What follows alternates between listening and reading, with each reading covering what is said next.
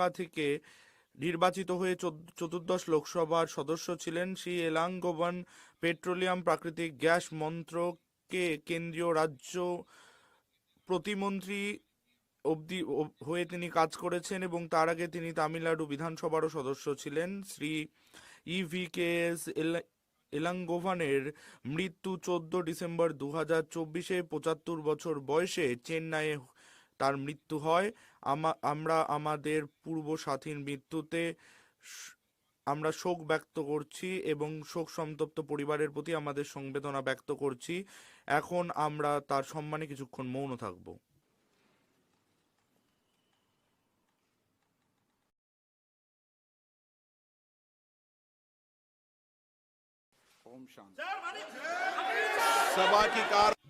সবার কাজ আজকে 2টো অবধি স্থগিত করা হলো।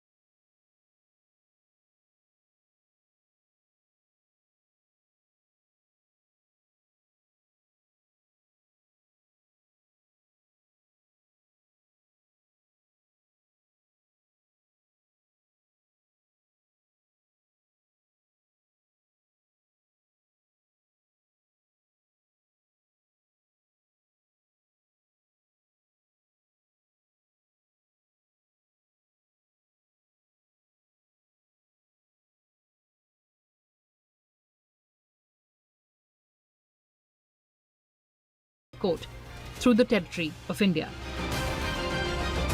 Article 45 to provide early childhood care and education for all children until they complete the age of 6 years. Article 48 to organize agriculture and animal husbandry on modern and scientific lines. Article 48A to protect and improve the environment and to safeguard the forests and wildlife of the country. Article 49, the state shall protect every monument or place of artistic or historic interest. Article 50, the state shall take steps to separate judiciary from executive in the public services of the state. Article 51, it declares that to establish international peace and security, the state shall endeavour to maintain just and honourable relations with the nations, foster respect for international law and treaty obligations, encourage settlement of international disputes by arbitration. For amending the directive principles of state policies, the constitutional amendment is required. It has to be passed by the special majority of both the houses of Parliament. 42 Constitutional Amendment 1976 introduced certain changes in Part 4 of the Constitution by adding new verdicts. Article 39A to provide free legal aid to the poor. Article 43A, participation of workers in management of industries. Article 48A to protect and improve the environment. 44th Constitutional Amendment of 1978 inserted Section 2 to Article 38, which declares that the state in particular shall strive to minimize economic inequalities in income and eliminate inequalities in status, facilities and opportunities, not amongst the individuals, but also amongst the groups. It also eliminated the right to property from the list of fundamental rights. 86th Amendment Act of 2002 changed the subject matter of Article 45 and made elementary education as a fundamental right under Article 21A.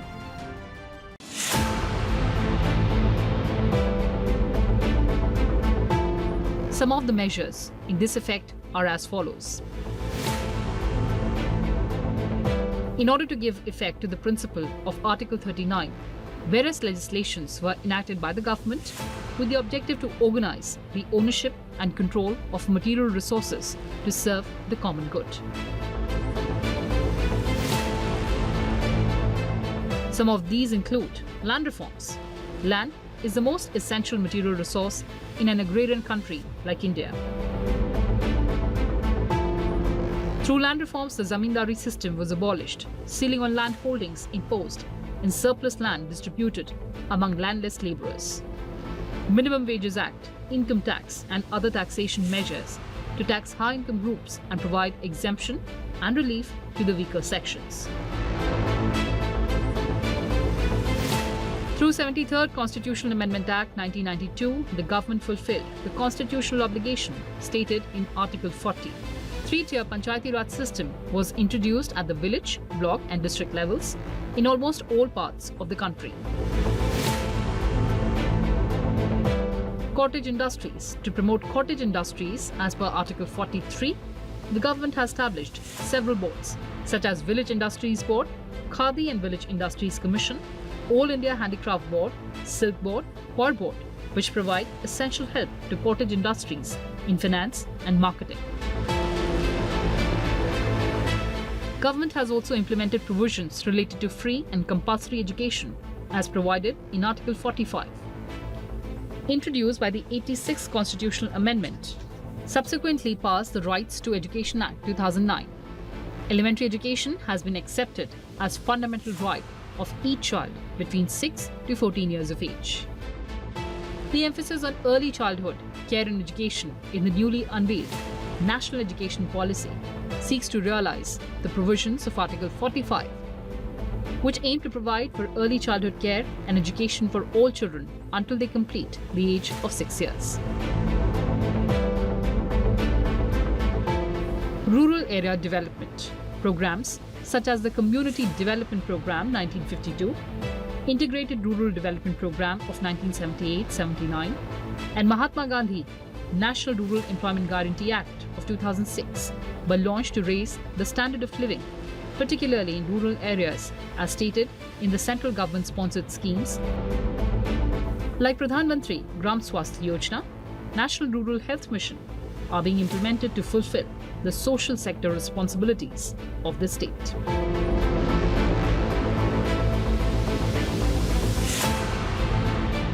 The Wildlife Protection Act of 1972, the Forest Conservation Act of 1980, and the Environment Protection Act of 1986 have been enacted to safeguard the wildlife and the forests, respectively. The Water and Air Pollution Control Acts have provided for the establishment of Central Pollution Control Board. Heritage preservation. The ancient and the historical monument and archaeological sites and Remains Act of 1958 has been enacted to protect the monuments, places and objects of national importance. Various programs have been started at the central and state level to ensure adequate means of livelihood and also to ensure good health of women, like Janni Suraksha Yojana. Such programs give effect to Article 39, which aims to secure a good standard of living for women in the country. The objective of the directive principles is to better the social and economic conditions of society so that people can live a good life. Knowledge of directive principles helps a citizen to keep a check on the government. A citizen can use these directives as a measure of the performance of the government and can identify the scope where it lacks. Both fundamental rights and directive principles are essential features of the Indian Constitution. So, what is the distinction between fundamental right and directive principle of state policy? Let's find out. Cooperatives played a huge role in creating an economic model for rural development and providing employment to the poor people so that they can live a dignified life. On 6th of July 2021, the central government created Ministry of Cooperation for realizing the vision of Sehkar Se Samriddhi, that is, prosperity through cooperation, and give a new push to the cooperative movement. The Ministry of Cooperation was created by transferring the existing entries related to cooperation and cooperative in the business of the erstwhile Ministry of Agriculture, Cooperation and Farmers' Welfare. For the promotion of cooperative societies in the country, the word cooperatives was added after unions and associations in Article 19(1)(c) under Part 3 of the Constitution. This enables all the citizens to form cooperatives by giving it the status of fundamental right of citizens. A new Article 43(b) was added in the directive principles of the state policy. It says that the state shall endeavour to promote voluntary formation, autonomous functioning, democratic control and professional management of the cooperative societies. The vision of the Ministry of Cooperation is to foster a cooperative ecosystem that empowers the marginalized, enhances rural development and contributes to the overall socio-economic growth of the country. The government has taken various steps to implement directive principles of state policy. The Uniform Civil Code calls for the formulation of one law for India, which would be applicable to all religious communities in matters such as marriage, divorce, inheritance, and adoption.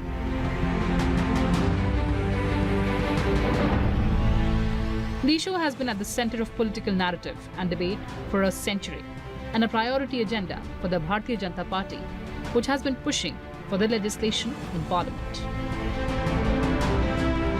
Prime Minister Modi has time and again pushed for the implementation of Uniform Civil Code, saying it will bring equality and justice. एक घर में परिवार के एक सदस्य के लिए एक कानून हो, परिवार के दूसरे सदस्य के लिए दूसरा कानून हो, तो क्या वो घर चल पाएगा क्या? कभी भी चल पाएगा क्या? फिर ऐसी दोहरी व्यवस्था से देश कैसे चल पाएगा? हमें याद रखना है कि भारत के संविधान में भी नागरिकों के समान अधिकार की बात कही गई है। Uniform Civil Code is part of Part 4 of the Constitution, which includes the directive principles of state policy. The code comes under Article 44 of the Constitution, which lays down that the state shall endeavour to secure a uniform civil code for the citizens throughout the territory of India. The Constitution of India, under Article 44, one of the directive principles of state policy, states that the state shall endeavour to secure a uniform civil code for its citizens. However, the framers of the Constitution left it to the discretion of the government to implement a UCC. The UCC can be traced back to the debates during the framing of Indian Constitution as well. Dr. B.R. Ambedkar, while formulating the Constitution, had said that a UCC is desirable, but for the moment, it should remain voluntary, and thus the Article 35 of Draft Constitution was added as a part of the directive principles of the state policy in Part 4 of the Constitution of India as Article 44. Dr. B.R. Ambedkar believed that a UCC was necessary to promote gender equality, secularism, and national integration. But the implementation of the code has been patchy, as India is a diverse country, with various religious communities following their own personal laws. In India, personal laws governing marriage, divorce, inheritance, and other such matters are based on religious texts and customs. The major religious communities in India, including Hindus, Muslims, Christians, Sikhs, have their own distinct personal laws. For instance, Hindus are governed by the Hindu Marriage Act of 1955, under the Hindu Succession Act of 1956, which governs the rights of Hindus, Buddhists, Jains, and Sikhs. Hindu women have equal rights to inherit property from their parents and have the same entitlements as Hindu men. While Muslims are governed by the Muslim Personal Law, that is Shariat Application Act of 1937. For Christians, Parsis, and Jews, the Indian Succession Act of 1925 applies. The UCC seeks to replace the existing system of religious personal laws with a uniform set of laws that would be applied consistently to all the citizens. States like Gujarat, Madhya Pradesh are reportedly moving towards implementing a UCC. Chief ministers of states like Assam have also strongly pitched for implementation of the UCC. A version of the UCC is in place in Goa. It follows the Portuguese Civil Code of 1867, which means that people of all religions in Goa are subject to the same laws on marriage, divorce, and succession. The Goa Daman and Diu Administration Act of 1962, which was passed after Goa joined Union as a territory in 1961, gave Goa permission to apply the civil code. I am somewhat stunned at the reaction of people when there is a thought afloat that something should be done with respect to directive principles under Article 44. And that is, the state shall endeavour to secure for citizens a uniform civil code throughout the territory of India. End quote. Now I can tell you, after 30 years, I'm sure that situation must have come. I have no doubt it has come. Any further delay in implementation of Uniform Civil Code will be corrosive of our values. The origin of the UCC dates back to colonial India, when the British government submitted its report in 1835, stressing on the need for uniformity in the codification of Indian laws relating to crimes, evidence, and contracts, specifically recommending that personal laws of Hindus and Muslims be kept outside such codification. Increase in legislations dealing with personal issues in the far end of British rule forced the government to form the B.N. Rao Committee to codify Hindu law in 1941. The task of the Hindu Law Committee was to examine the question of the necessity of common Hindu laws. The committee, in accordance with scriptures, recommended a codified Hindu law which would give equal rights to women. The 1937 Act was reviewed and the committee recommended a civil code of marriage and succession for Hindus. Even after being non-justiciable, they hold equal relevance and significance as any other provision of the Constitution. Well, viewers, that's all we had for you in this edition. Thanks for watching and stay tuned to Sunset TV. Goodbye for now from my side.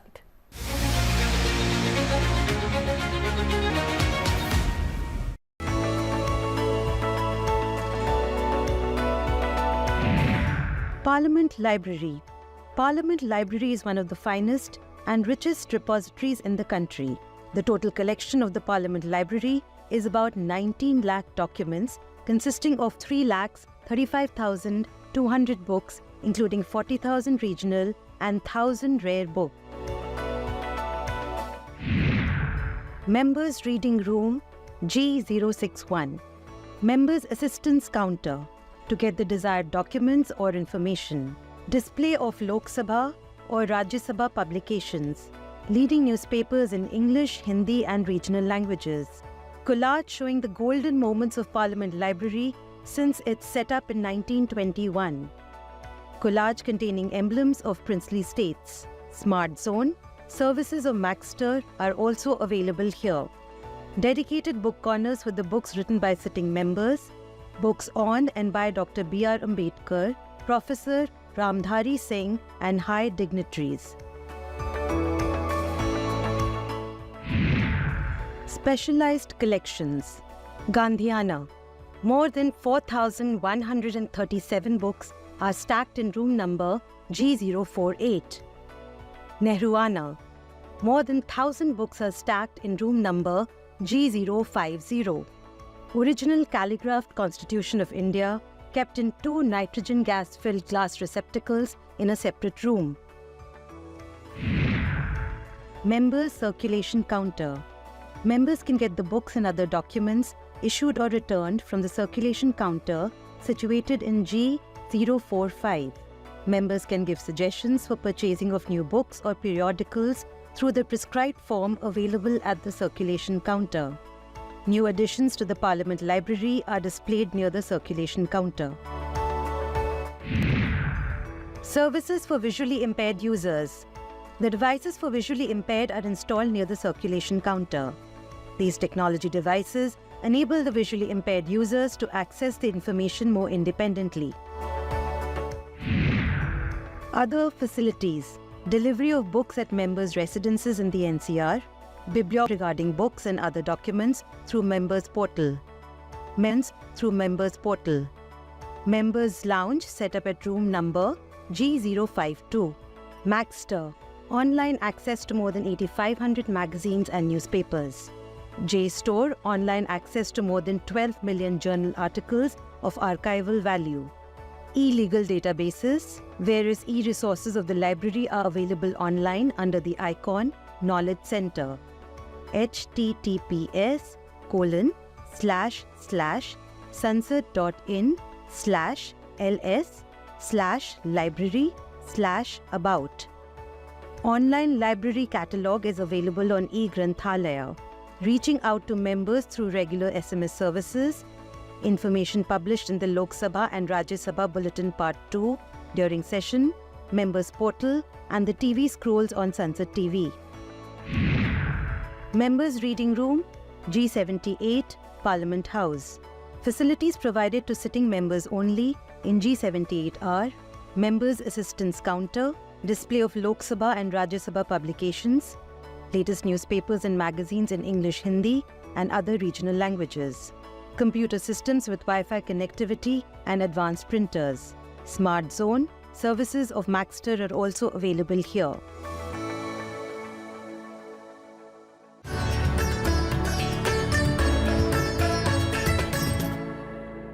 आदरणीय सभापति जी,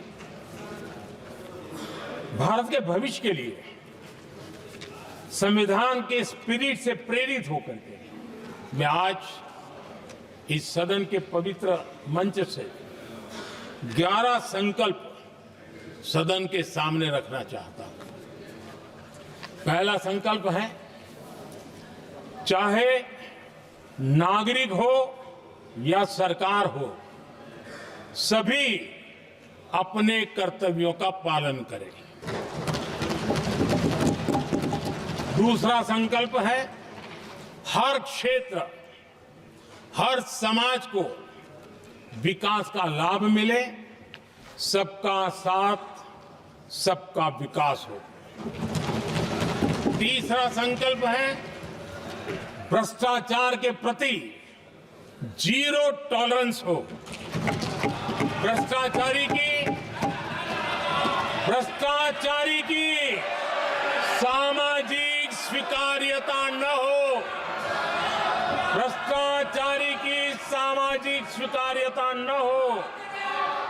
चौथा संकल्प है देश के कानून, देश के नियम, देश की परंपराओं के पालन में देश के नागरिकों को गर्व होना चाहिए, गर्व का भाव हो। पांचवा संकल्प गुलामी की मानसिकता से मुक्ति हो, देश की विरासत पर गर्व हो।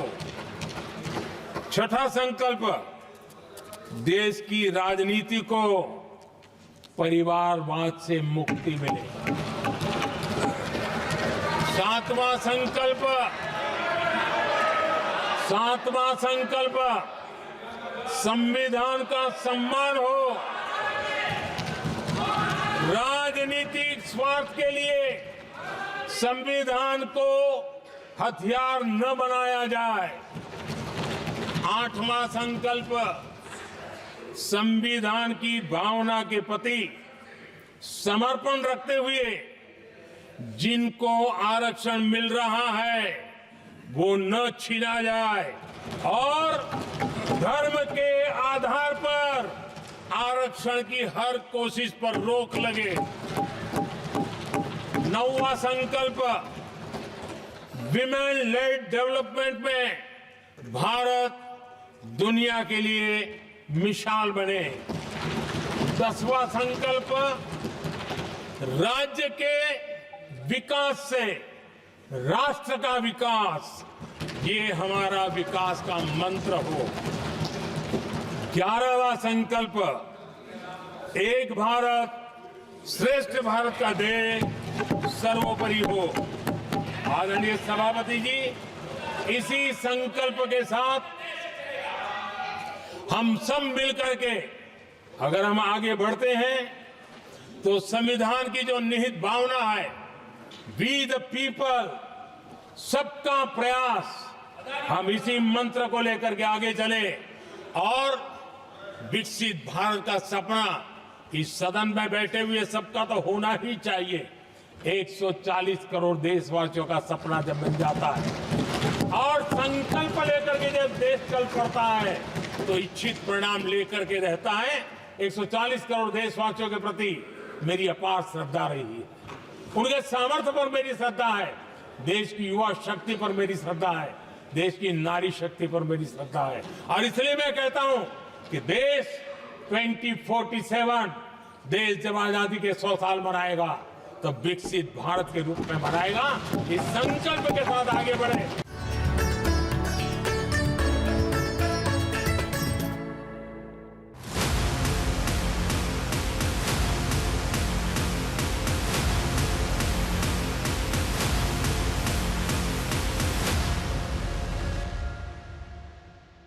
आज हम सबके बीच इनोवेटर्स की कमी नहीं है, आइडियाज की कमी नहीं है। आपके आसपास कोई ग्रासरूट इनोवेटर्स हो, ऐसा कोई व्यक्ति जिसने किसी चुनौती का कुछ इनोवेटिव हल निकाला हो, आप उसकी स्टोरीज पूरे देश के साथ शेयर कीजिए।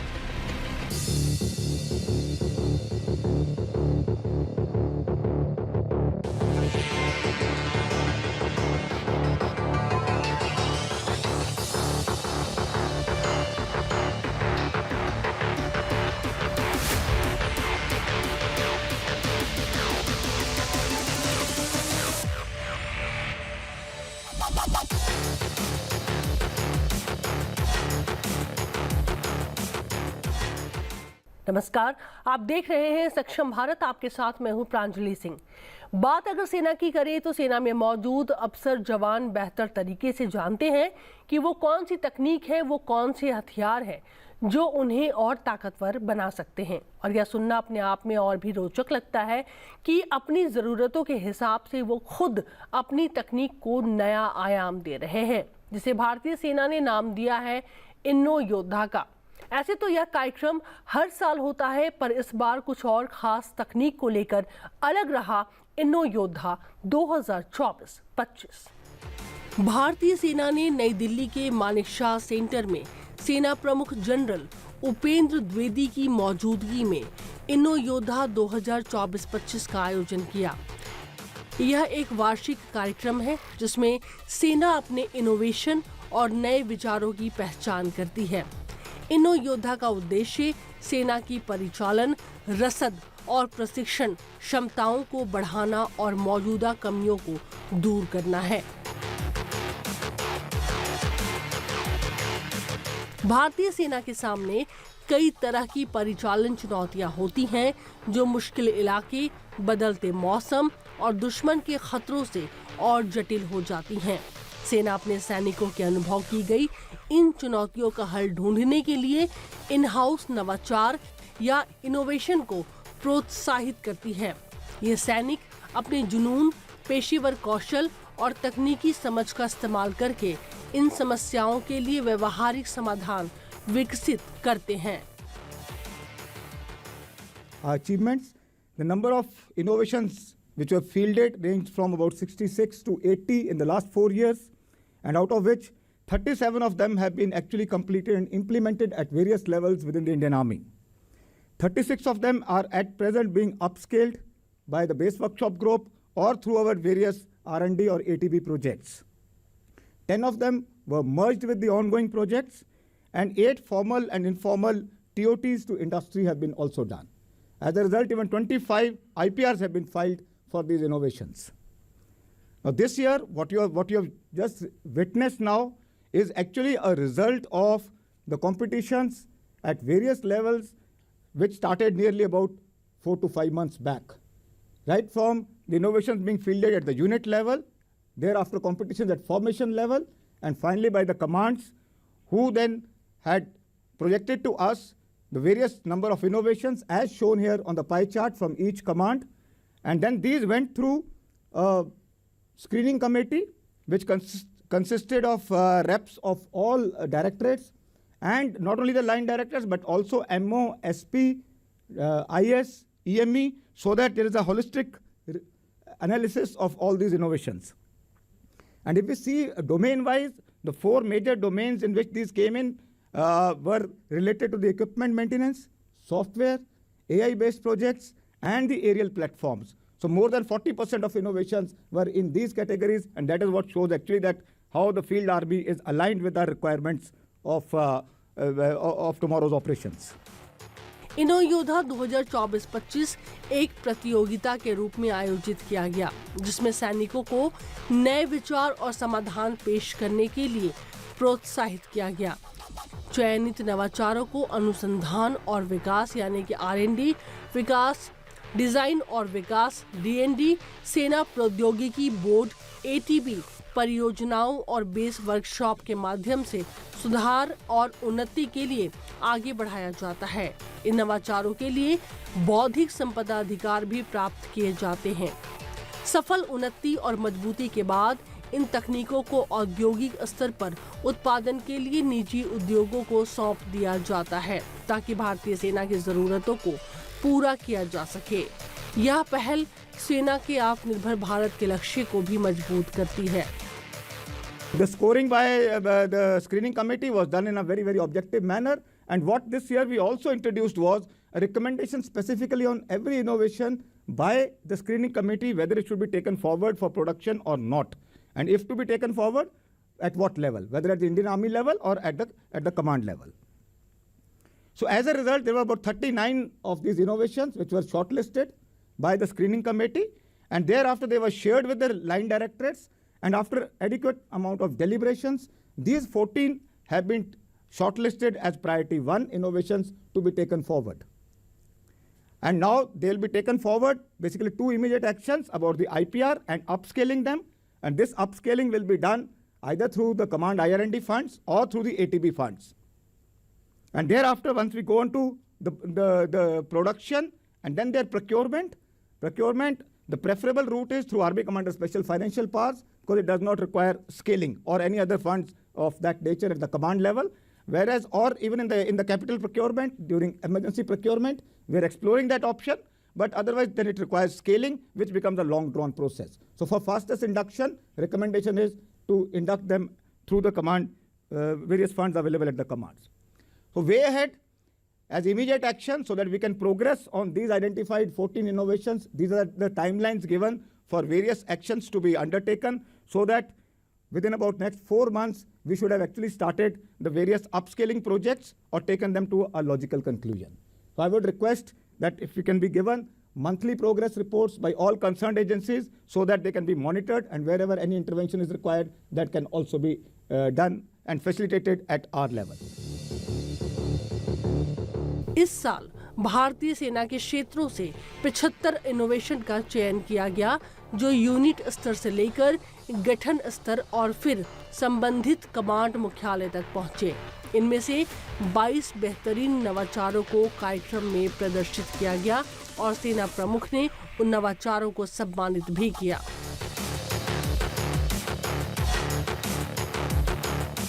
इन नवाचारों को सेना डिजाइन ब्यूरो के तहत उत्पादन के लिए आगे बढ़ाया जाएगा, ताकि यह क्षेत्रीय संरचनाओं की जरूरतों को पूरा कर सके। सेना प्रमुख ने इनोवेटर्स की रचनात्मकता और नवीन सोच की सराहना की और सभी सैनिकों से समस्या समाधान के लिए आलोचनात्मक सोच और नवाचार अपनाने की बात कही।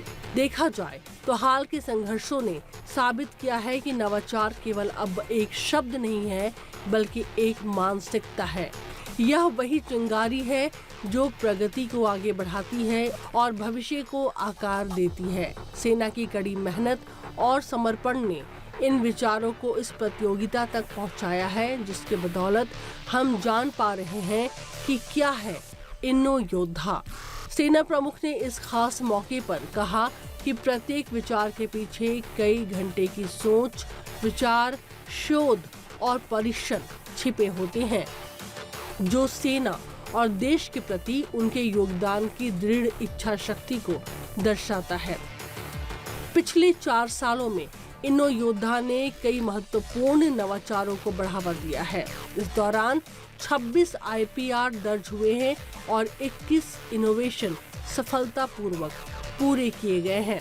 साथ ही 3 नवाचारों की तकनीक निजी उद्योगों को सौंपा गया है।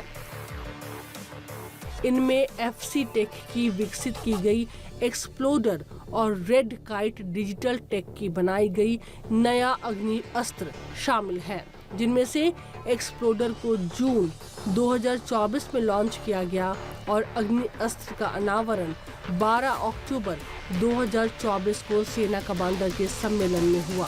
तीसरा नवाचार विद्युत रक्षक IS ट्रेडिंग कंपनी को सौंपा गया है। मैं कर्नल प्रदीप यादव हूँ। मैं कमांडिंग ऑफिसर मैं कर्नल प्रदीप यादव हूँ, commanding officer 151 AD regiment SP छाम। अभी आपके सामने ये जो आइडिया इनोवेशन जो रखा गया है, इसका नाम खड़गा है। खड़गा का फुल फॉर्म है kamikaze highly manoeuvre assault and recce guided arrow system. ये एक एरो सिस्टम है जिसके अंदर हमारे पास ISR के लिए एक 5 मेगापिक्सल कैमरा, GPS नेविगेशन और हमारे पास एक एक्सप्लोजिव पेलोड है। तो ये इंड सर्वेलेंस के साथ साथ कामिकाजी अटैक की भी क्षमता रखता है। जो कैमरे का जो फीड है, वो जो फ्लायर है उसको VR सेट के ऊपर मिलता है और इसकी मदद से वो कैमरा को देखता है और अपने कंट्रोलर से इसको गाइड करता है एनिमी के टारगेट सिस्टम के ऊपर। टारगेट सिस्टम पे पेलोड को इनिशिएट करने के 2 तरीके हैं। एक इम्पैक्ट से इसको पेलोड से इनिशिएट किया जाता है और साथ में ही एक स्विच के द्वारा ये अपने कंट्रोलर से भी इसको एक्सप्लोड किया जा सकता है। इसका जो वेट है वो केवल 2 kg का है और यहाँ पे एक्सप्लोजिव लगा हुआ 700 ग्राम्स का एक्सप्लोजिव है। ये 1.5 किलोमीटर तक की रेकी करने की क्षमता रखता है और ये GPS नेविगेशन के थ्रू इसको पूरा जो कंट्रोलर जो है उससे कंट्रोल किया जाता है। इसका जो रडार क्रॉस सेक्शन एरिया है वो बहुत ही कम है और दुश्मन का रडार इसको नहीं पकड़ पाता है। और ये एक फ्रीक्वेंसी होपिंग सिस्टम है जिसमें कि जैमिंग का भी बहुत कम चांसेस है जैम होने के भी। तो ये एक, और इसका जो बेस्ट वो है, the cost is very less, that in 30,000 rupees में ये पूरा सिस्टम आपको तैयार करके मिलता है। तो यही खड़गा के बारे में आपको बताना चाहूँगा। यह प्रयास भारतीय सेना को और सशक्त बनाने के साथ साथ आत्मनिर्भर भारत की दिशा में एक बड़ा कदम है। इन्नो योद्धा 2024-25 कार्यक्रम ने भारतीय सेना की तकनीकी क्षमताओं में एक नई क्रांति ला दी है। इस कार्यक्रम के माध्यम से सेना ने अपने भीतर से विकसित की गई 75 नई तकनीकों के बदौलत देश की सुरक्षा को मजबूत बनाने में काफी महत्वपूर्ण भूमिका निभाई है। भारतीय सेना की तकनीकी क्रांति, इन तकनीकों को कई स्तर पर कड़ी चयन प्रक्रिया के बाद चुना जाता है। 22 सबसे बेहतरीन तकनीकों को कार्यक्रम में दिखाया गया। अब इन तकनीकों को आर्मी डिजाइन ब्यूरो यानी कि ADB के मार्गदर्शन में उत्पादन के लिए तैयार किया जाएगा। यह पहल सेना की आत्मनिर्भरता बढ़ाने और आत्मनिर्भर भारत के लक्ष्य को हासिल करने की दिशा में एक महत्वपूर्ण कदम है। सेना प्रमुख ने इस कार्यक्रम का नेतृत्व किया और इनोवेटर्स के प्रयासों की सराहना की।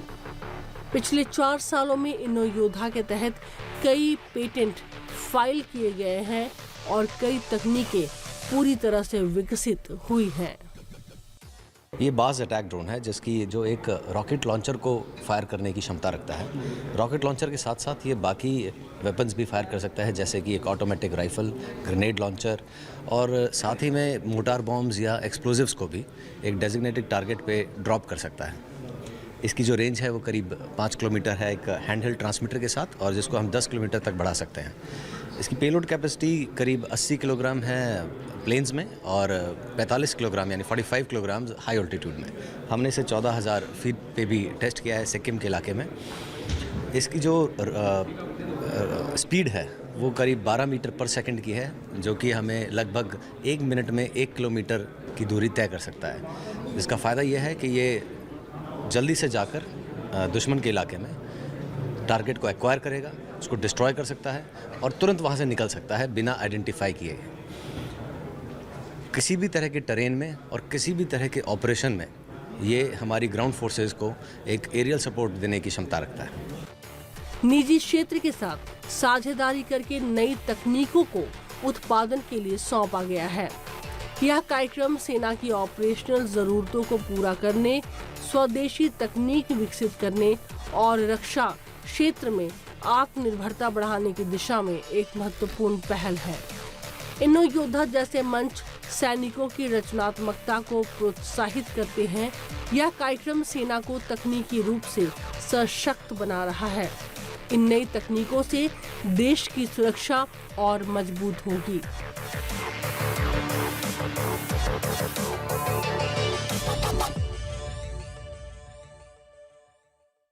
ये इसका हैंडहेल्ड ट्रांसमीटर है जिसमें हमने एक कैमरा इसकी साइट के साथ अलाइन किया है, और उस कैमरे का जो फोटोग्राफ है वो इसके स्क्रीन पे दिखाई देता है। यहाँ पर एक क्रॉसहेयर है, जो क्रॉसहेयर हम टारगेट से अलाइन करते हैं और फिर एक सिर्फ बटन की मदद से रिमोटली इस वेपन को हम फायर कर सकते हैं। सो आप देख रहे हैं कि ट्रांसमीटर के में जो स्क्रीन है उसी की मदद से हम इसमें एम कर सकते हैं, जो कि हमारा कैमरा साइट के साथ हमने अलाइन कर रखा है। एक बार टारगेट एक्वायर होने पर रिमोटली बटन दबाकर रॉकेट लॉन्चर को फायर किया जा सकता है। ये प्लेटफॉर्म इतना स्टेबल है कि एक RL के राउंड के फायर होने पर भी बिल्कुल भी हिलता नहीं है और स्टेबिलिटी के साथ, एक्यूरेसी के साथ टारगेट को एंगेज कर सकता है। भारतीय सेना की इन्नो योद्धा पहल के तहत कुछ प्रमुख नवाचार इस प्रकार है। हाइड्रोलिक रूप से नियंत्रित रैंप, यह मैनुअल सिस्टम को हाइड्रोलिक सिस्टम से बदलता है, जिससे टैंक लोडिंग और अनलोडिंग को आसान और सुरक्षित बनाया जाता है। फिनिक्स फुट, यह एक स्वदेशी कृत्रिम पैर है जो शरीर के कई हिस्सों और इलाकों के मुताबिक ढल जाता है और जोड़ों पर दबाव कम पड़ता है। उन्नत बाढ़ निगरानी प्रणाली, यह प्रणाली LIDAR और GSM का उपयोग करती है, जिसमें बाढ़ की स्थिति का वास्तविक समय में पता चल जाता है और तुरंत कार्रवाई की जा सकती है। बाज अटैक ड्रोन। यह ड्रोन एंटी टैंक निगरानी और रसद संचालन के लिए काम करती है। इसकी रेंज 20 किलोमीटर और पेलोड क्षमता 50 किलोग्राम है। ये तीव्र अटैक सिस्टम है। इसमें स्वॉर्म ऑफ ड्रोन्स का कॉन्सेप्ट यूज़ किया गया है, जिसमें 20 ड्रोन तक स्वॉर्म बनाया जा सकता है। इन ड्रोन्स की कैपेबिलिटी है कि ये सर्वेलेंस और रेकी मिशन पे जा सकते हैं, टारगेट्स डिटेक्ट कर सकते हैं और उन टारगेट्स के कोऑर्डिनेट्स आइडेंटिफाई करके दूसरे ड्रोन्स को पास कर सकते हैं। जब दूसरे ड्रोन्स को कोऑर्डिनेट्स मिल जाते हैं तो वो उन टारगेट्स को एंगेज करने के लिए कामिकाज़े एक्शन कर सकते हैं।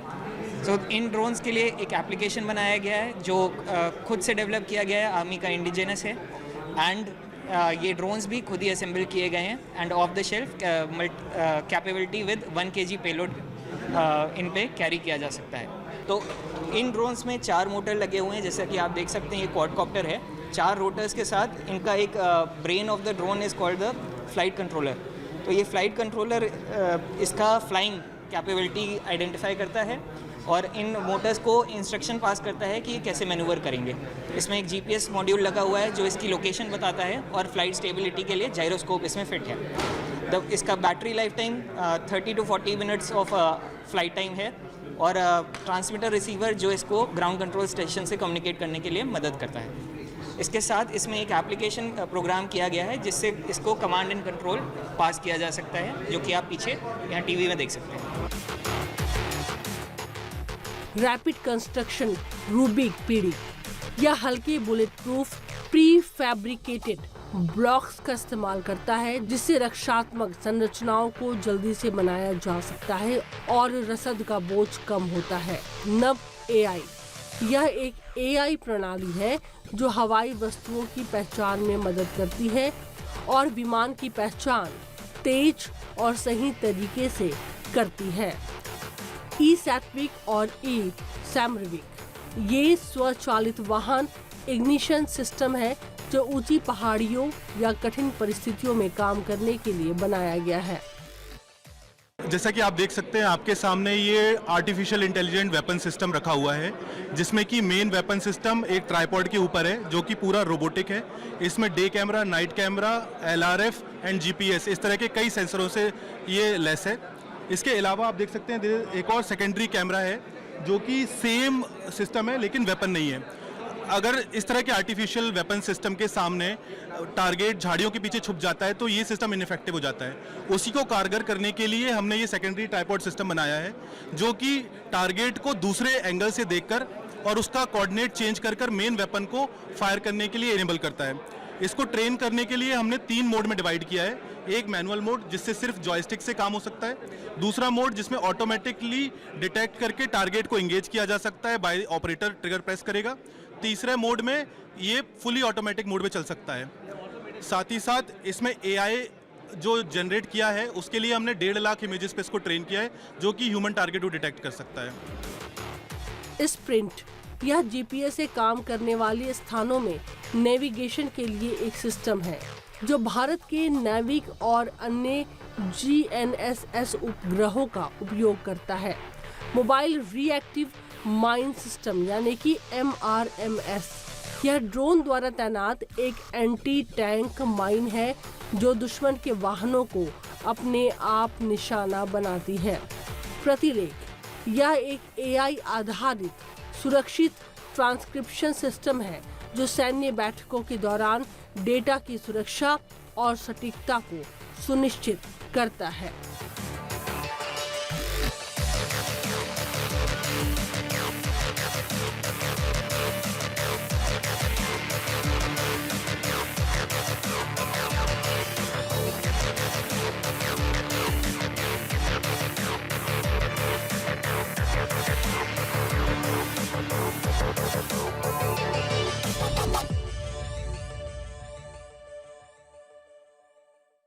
इनो योद्धा कार्यक्रम भारतीय सेना की एक सराहनीय पहल है। इस कार्यक्रम के माध्यम से सेना न केवल अपनी तकनीकी क्षमताओं को बढ़ा रही है बल्कि देश की सुरक्षा को भी मजबूत कर रही है।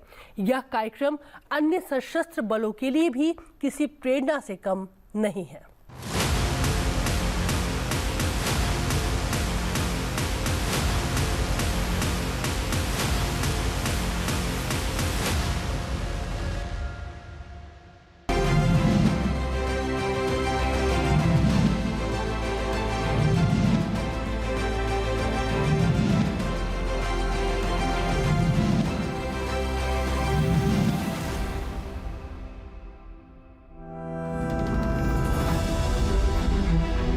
विधायिका और विधायी कार्य अपने में एक महान उत्तरदायित्व के परिचायक हैं। इस उत्तरदायित्व का निर्वाह निर्बाध रूप से तभी किया जा सकता है जब विधायी प्रारूप यानी लेजिस्लेटिव ड्राफ्ट त्रुटिहीन हो।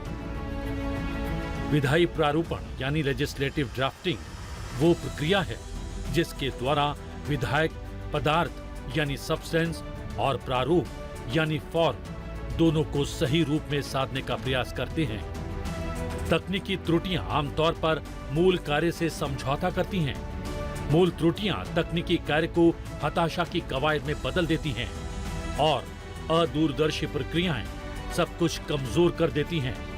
इसलिए लेजिस्लेटिव ड्राफ्टिंग का मजबूत होना बेहद आवश्यक है।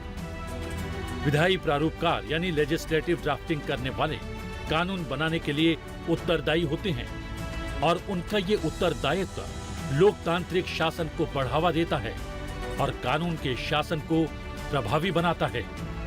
विधायी प्रारूपण का समाज और राज्य के कल्याण के लिए लागू की गई नीतियों और विनियमनों की व्याख्या पर एक बड़ा प्रभाव पड़ता है। सरकार का सबसे शक्तिशाली अंग संसद है और इसकी ताकत कानून। विधायी मसौदा किसी भी देश को अच्छी तरह से चलाने की सबसे महत्वपूर्ण विधा है। लेजिस्लेटिव ड्राफ्टिंग यानी विधायी मसौदा एक गतिमान प्रक्रिया है, लिहाजा इसे तैयार करने के कौशल में वृद्धि होती रहनी चाहिए। अगर ऐसा नहीं करेंगे तो कानून की महत्ता कमजोर होती जाएगी। बदलते दौर में कानून और उसके मसौदे में बदलाव समय की मांग है। भारत जैसे लोकतांत्रिक परंपरा वाले देश में इस पर ध्यान दिया जाना बेहद आवश्यक है। विधायी मसौदा कोई विज्ञान या कला नहीं है, बल्कि एक कौशल है जिसे भावना के साथ जोड़कर लागू करना होता है। लेजिस्लेटिव ड्राफ्टिंग में ध्यान देने वाली बात यह है कि उसमें ग्रे एरिया यानी अपरिभाषित कुछ भी नहीं होना चाहिए या फिर उसे कम करने पर हमेशा ध्यान देना चाहिए और कानून सुस्पष्ट हो ये तय किया जाना चाहिए। लेजिस्लेटिव ड्राफ्टिंग ये विज्ञान नहीं है और लेजिस्लेटिव ड्राफ्टिंग कला भी नहीं है। लेजिस्लेटिव ड्राफ्टिंग कौशल है जिसको आत्मा के साथ जोड़कर, स्पिरिट के साथ जोड़कर लागू करना है। तो लेजिस्लेटिव ड्राफ्टिंग के कोई फिक्स रूल्स नहीं होते, आपको पढ़ाए जाएंगे रूल्स, मगर वो सभी रूल्स से ऊपर संविधान के स्पिरिट को समझकर उसको जमीन पर उतारना वो आपका काम है।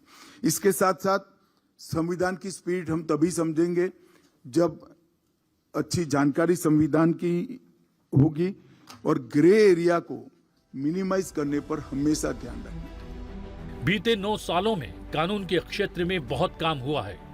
मोदी सरकार ने देश हित में कई समय अनुकूल कानून भी बनाए हैं। 2000 अप्रासंगिक कानूनों को निरस्त कर दिया है। समाज और अदालतों को कानूनी जाल से मुक्त किया है। अनुच्छेद 370 संविधान का अस्थायी प्रावधान था। संविधान निर्माताओं ने इसे समझदारी से वहां रखा था। बहुत सोचने के बाद संविधान में अस्थायी शब्द डाला गया। अस्थायी शब्द डालने से कश्मीर से धारा 370 हटाना आसान हो गया। विधायी प्रारूपण हमारे लोकतंत्र का एक महत्वपूर्ण हिस्सा है। विधायी प्रारूपण के बारे में जानकारी का अभाव कानूनों और संपूर्ण लोकतांत्रिक व्यवस्था को कमजोर करता है। विधायी प्रारूपण में त्रुटि न्यायपालिका के काम को भी प्रभावित करती है। किसी भी लोकतांत्रिक देश के लिए विधायी प्रारूपण बहुत महत्वपूर्ण होता है। समय के साथ विधायी प्रारूपण का कौशल हमेशा उन्नत, विकसित और कुशल होता जाना बेहद आवश्यक है। विभिन्न आवश्यकताओं को पूरा करने के लिए विधायी मसौदा तैयार करना बहुत महत्वपूर्ण है। विधायी प्रारूपण किसी भी देश को अच्छे तरीके से चलाने का सबसे महत्वपूर्ण तरीका है। विधायी प्रारूपण विज्ञान या कला नहीं, बल्कि भावना के साथ लागू किए जाने वाला कौशल है। इसका फोकस हमेशा ग्रे क्षेत्रों को कम करने पर होना चाहिए और कानून स्पष्ट होना चाहिए। संसद और जनता की इच्छा को कानून में तब्दील करते समय संविधान, रीति रिवाज, संस्कृति, ऐतिहासिक विरासत, शासन व्यवस्था, समाज, देश के सामाजिक आर्थिक विकास और अंतर्राष्ट्रीय संधियों का ध्यान रखना बेहद जरूरी है। ड्राफ्टमैन की भाषा पर अच्छी पकड़ होनी चाहिए। विधायी प्रारूप में भाषा की भावना को प्रतिबिंबित करना बेहद महत्वपूर्ण है।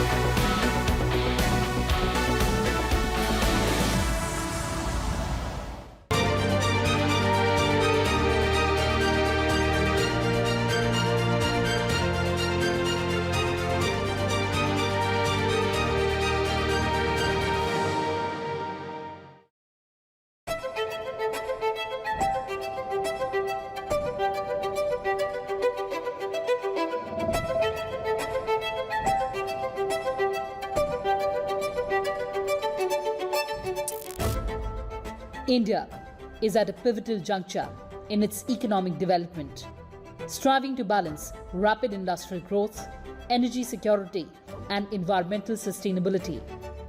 A significant component of this transition is the shift towards a gas-based economy. Natural gas, often touted as a cleaner alternative to coal and oil, offers several advantages that align with India's energy goals, including reducing greenhouse gas emissions, improving air quality, and supporting the country's economic growth. India is the third largest energy consumer in the world, relying heavily on coal for electricity generation. However, coal's environmental impact, including air pollution and carbon emissions, poses serious challenge. With a growing population and an expanding economy, the demand for cleaner energy sources is urgent. Natural gas, which constitutes about 6 to 7% of India's total energy mix, is increasingly viewed as a viable solution to meet this rising demand. Gas consumption in India is driven by 5 sectors: fertilizer, electric power, refining, city gas distribution, including transport, and petrochemical industries. Further growth in India's gas demand depends on several factors. Due to the nascent stage of the gas market, development of gas infrastructure is the most critical enabler for transition to a gas-based economy. Because of the ability of end users to pay high prices for gas-fired power generation and for gas as feedstock is limited, increased gas demand requires continued low prices and government financial support for the fertilizer and power sectors. Increasing domestic gas production is critical and a precondition to increase the share of gas in the electricity mix.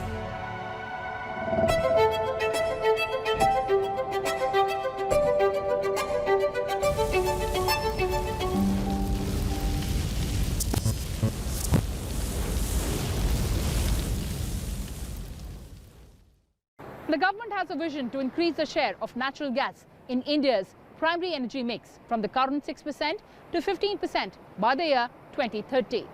Hello and welcome viewers, you're watching this special presentation of Sunset TV. Team Sunset TV is currently reporting from the Odal-Revu onshore plant of the ONGC. And in this edition, we'll explore how India is marching towards being a gas-based economy. So come along.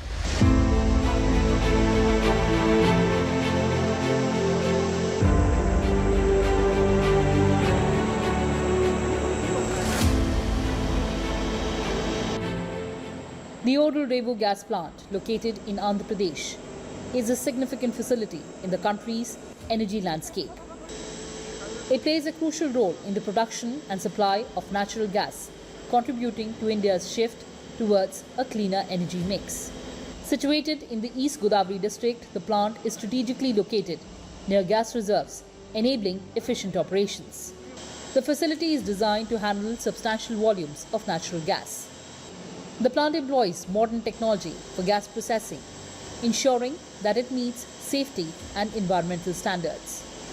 Advanced systems are in place for the extraction and purification of natural gas. Odal-Revu is linked to the national gas grid, facilitating the transportation of processed gas to various consumers, including industries and power plants. By producing cleaner natural gas, the plant contributes to reducing greenhouse gas emissions compared to traditional fossil fuels, supporting India's climate commitments. The plant has also created numerous jobs in the region, supporting local economies and providing skill employment opportunities. By enhancing the availability of natural gas, the plant contributes to India's energy security, reducing reliance on imported fuels. The availability of natural gas supports various industries in the region, promoting economic growth and development. With ongoing investments and technological upgrades, the Odal-Revu gas plant is expected to play an increasingly vital role in India's transition to a gas-based economy, aligning with national energy policies and sustainability goals.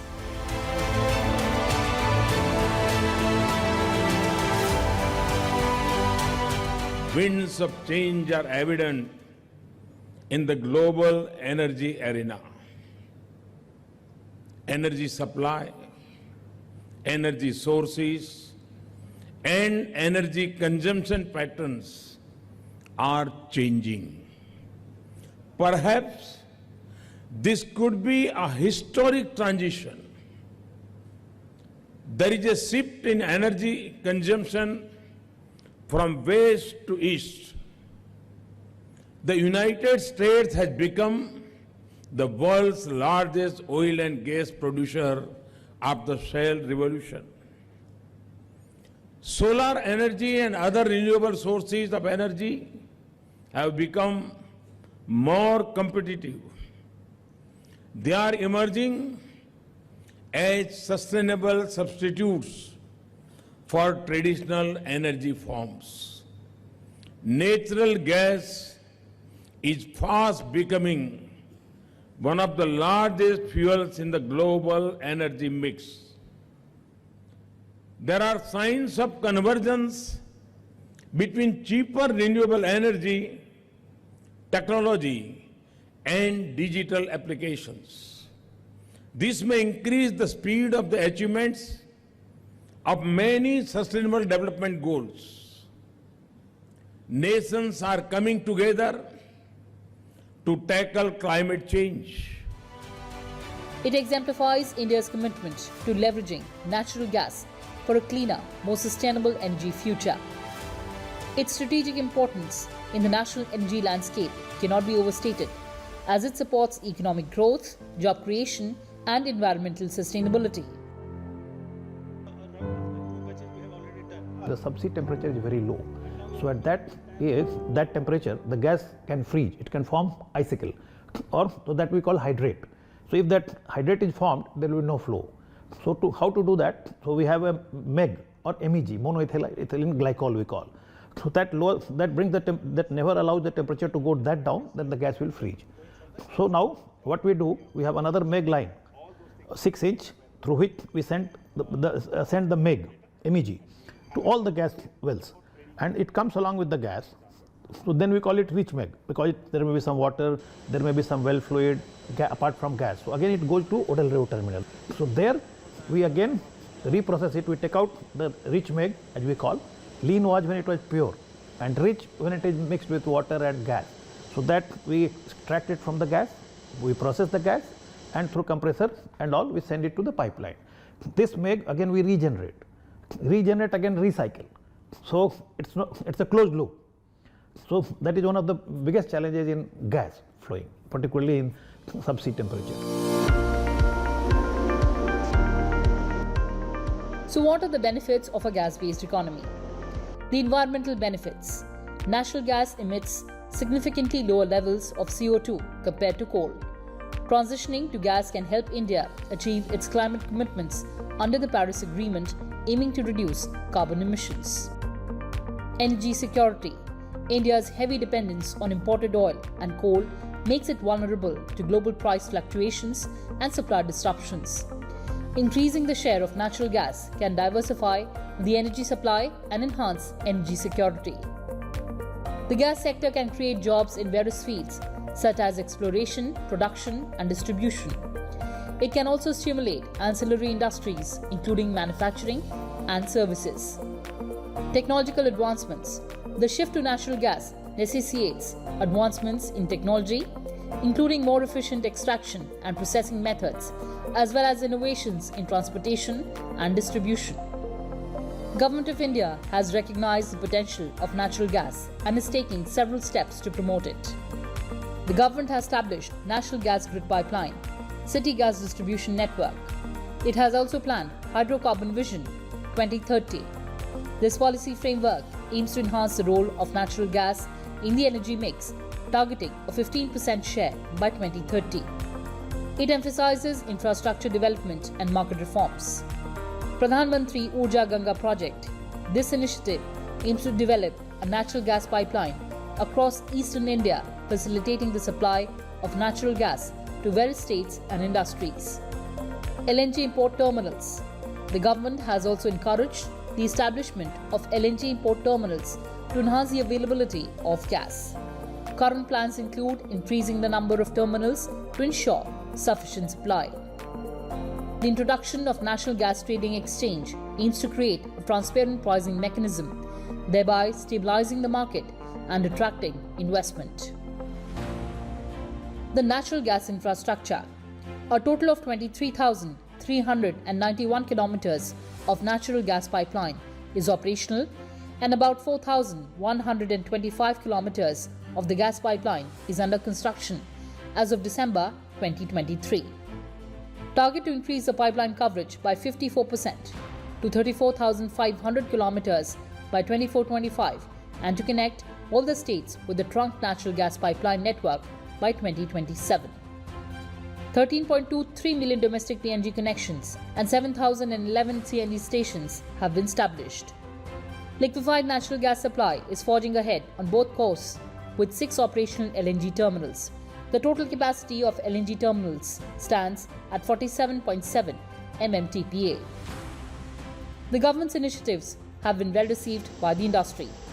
However, further measures are essential for India to transition fully to a gas-based economy. India's gas sector stands at a pivotal juncture. The government's proactive approach presents exciting opportunities for investors and stakeholders. Successfully navigating the challenges and capitalizing on these opportunities will be key to achieving the targeted 15% gas share in the energy mix. This transition would not only fuel India's economic growth, but also contribute significantly to its clean energy goals, paving the way for a more sustainable future. The One Nation, One Gas Grid initiative is a significant step towards enhancing natural gas accessibility in India, involving the construction of a 33,592 kilometers pipeline network. With 23,173 kilometers already operational and an additional 12,206 kilometers under construction, this project lays a strong foundation for expanding the gas network. India is also exploring the establishment of strategic gas reserves to improve supply security and aims to become a leading producer and exporter of hydrogen. Integrating natural gas with renewable energy sources is crucial for a balanced energy strategy. Gas can complement intermittent renewable sources like solar and wind, providing a reliable backup during low generation periods. This hybrid approach can enhance grid stability and support the transition to a low-carbon future. The transition to a gas-based economy presents a significant opportunity for India. With the right investments and policies, natural gas can play a crucial role in achieving energy security, reducing emissions, and driving economic growth. And realizing this potential will require a concerted effort from the government, private sector, and the society at large.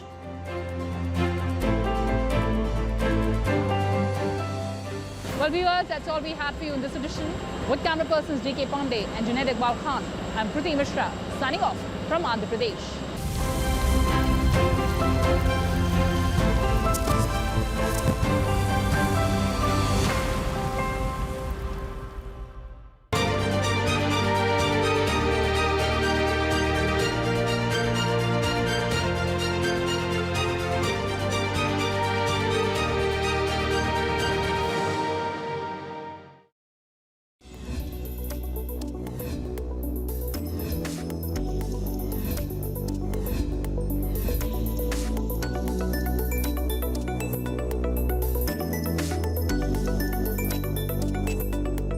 Parliament of India, the state-of-the-art structure, stands as a symbol of India's progress and aspirations. Tailored to cater to the changing requirements of a contemporary time, the new Parliament building offers upgraded technological infrastructure and improved amenities for parliamentarians. As part of an initiative to make Parliament paperless, electronic tabs are now available in the lobby of the Rajya Sabha chamber. Till the 265th session of Rajya Sabha, members' signatures were collected manually in ink on the attendance register. However, in alignment with the vision of a digital parliament from the current 266th session of Rajya Sabha, their signatures are being electronically collected on tablets.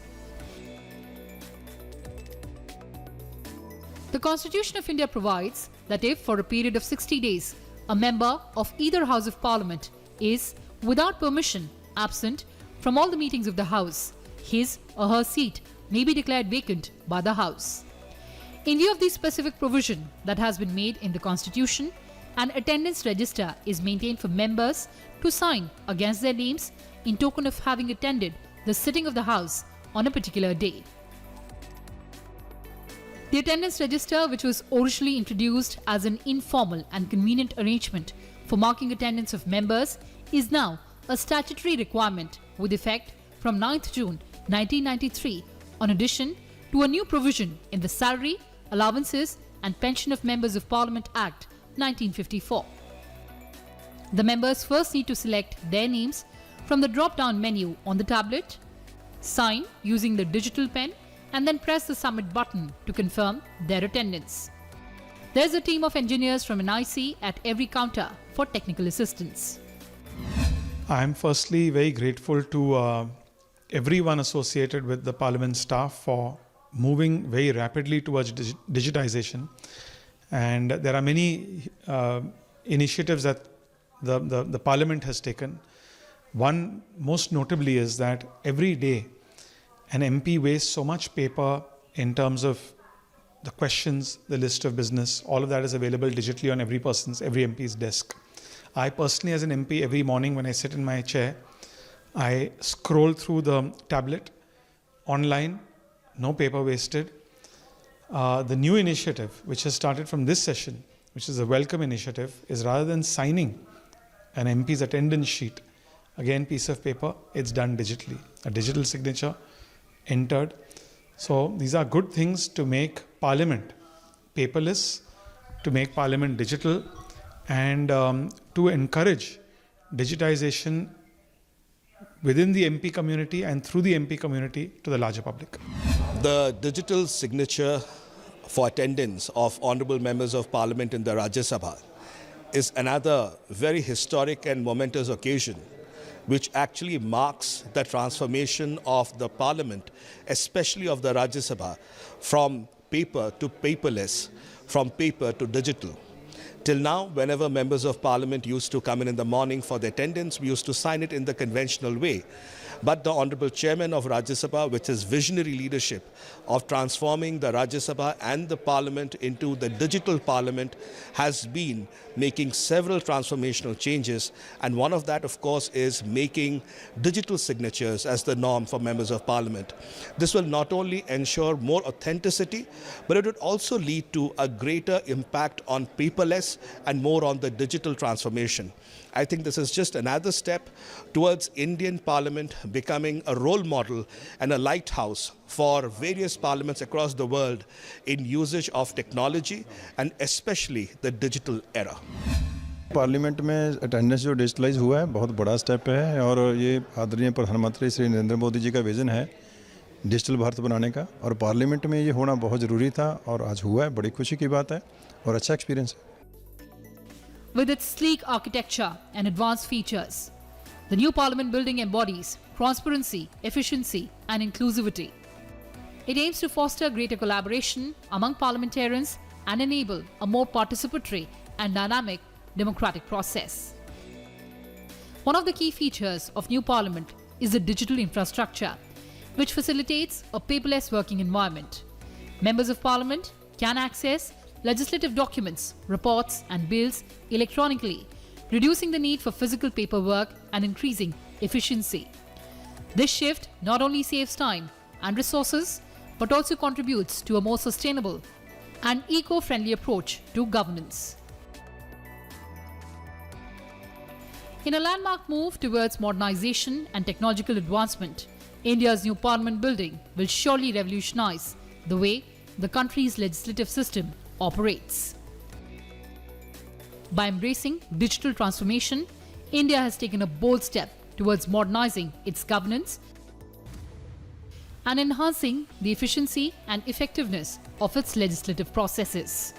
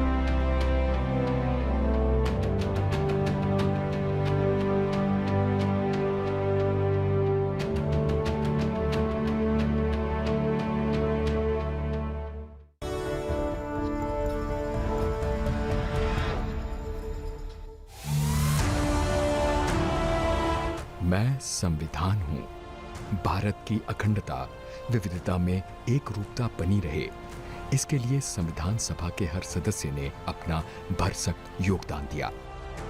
हालांकि कई बार मुखर विरोध विषय को एक नई स्वीकार्यता और धार देता है, खासकर तब जब बात राष्ट्रहित की हो।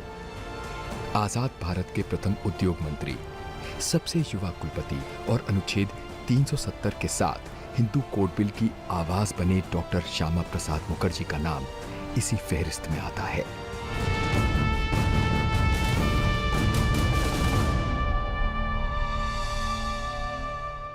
(17 दिसंबर 1946) दिन मंगलवार। ब्रिटिश हुकूमत की विदाई के बाद भारत का विधान बनाने के लिए अलहदा प्रांतों से आए प्रतिनिधि दिल्ली में इकट्ठा हुए थे, लेकिन मुस्लिम लीग और रजवाड़े इस कवायद का हिस्सा नहीं थे। जिन्ना का कहना था कि उनकी वर्किंग कमेटी 20 जनवरी 1947 को तय करेगी कि कब वो संविधान सभा में आएंगे।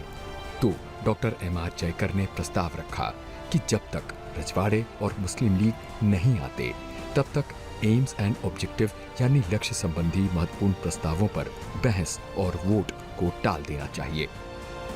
ये बात डॉक्टर श्यामा प्रसाद मुखर्जी को नागवार गुजरी।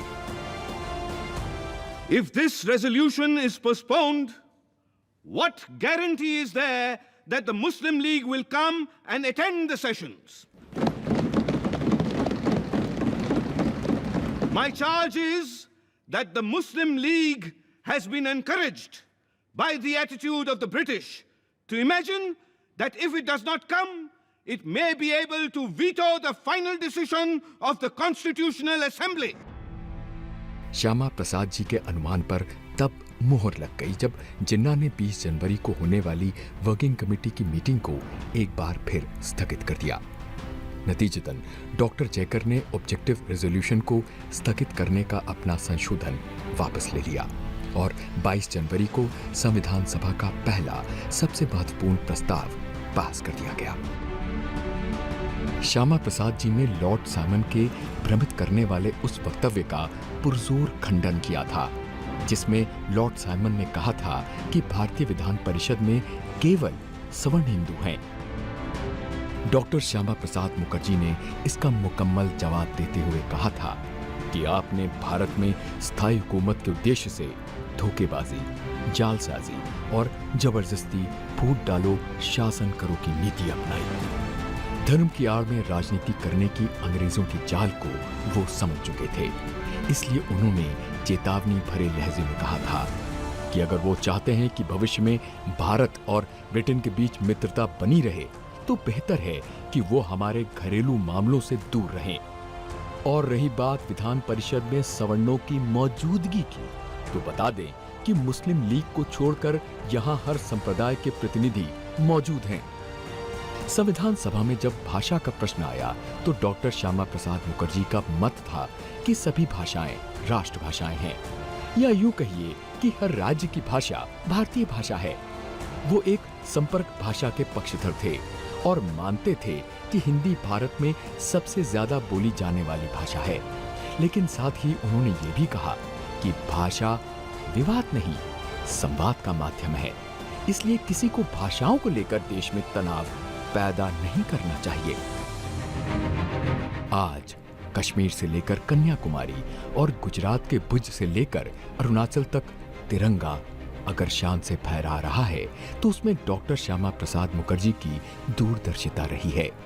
श्यामा प्रसाद जी ने अपने जीवन काल में इस मुद्दे पर भी सतत संघर्ष किया कि देश के किसी अन्य हिस्से के भांति जम्मू कश्मीर में भारत का राष्ट्रीय ध्वज और कायदे कानून लागू हों।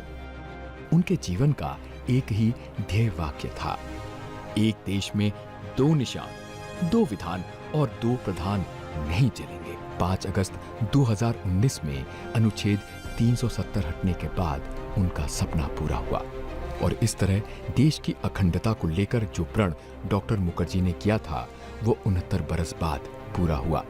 इस पूर्णाहुति में इतना ही। अगली बार बात करेंगे एक और संविधान निर्माता की।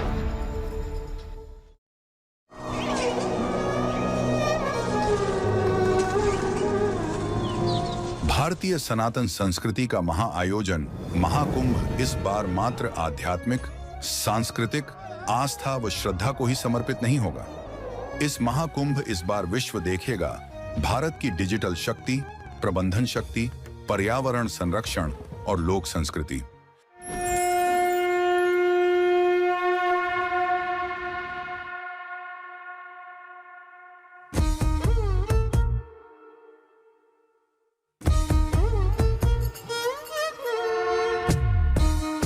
डिजिटल शक्ति से लैस महाकुंभ में यात्रियों के लिए है डिजिटल सहायक, जो 10 विभिन्न भाषाओं में महाकुंभ से संबंधित जानकारी देगा। अस्थायी नगर के लिए मिलेगा गूगल नेविगेशन। आर्टिफिशियल इंटेलिजेंस युक्त कैमरों से होगी निगरानी। भीड़ प्रबंधन के लिए महाकुंभ क्षेत्र का विस्तार किया गया है। पुलिसकर्मियों को विशेष प्रशिक्षण दिया जा रहा है। एक ही स्थान पर लोग इकट्ठे ना हों, इसके भी प्रबंध किए गए हैं। पर्यावरण संरक्षण हेतु महाकुंभ को प्लास्टिक मुक्त रखा जाएगा। महाकुंभ में ई-वाहन के द्वारा परिवहन होगा। देश भर के विविध क्षेत्रों के विभिन्न कलाकार अपनी लोक संस्कृति, लोक नृत्य और लोक संगीत का प्रदर्शन करेंगे।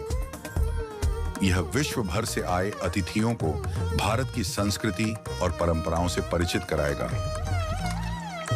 यह महाकुंभ भारत की प्राचीन संस्कृति, अध्यात्म, आस्था और परंपराओं का उत्सव है। आपके पुरखे सदियों से इस महाकुंभ में भागीदार होते आए हैं। अब आपकी बारी है। आइए और इस भव्य महाकुंभ में सम्मिलित होइए।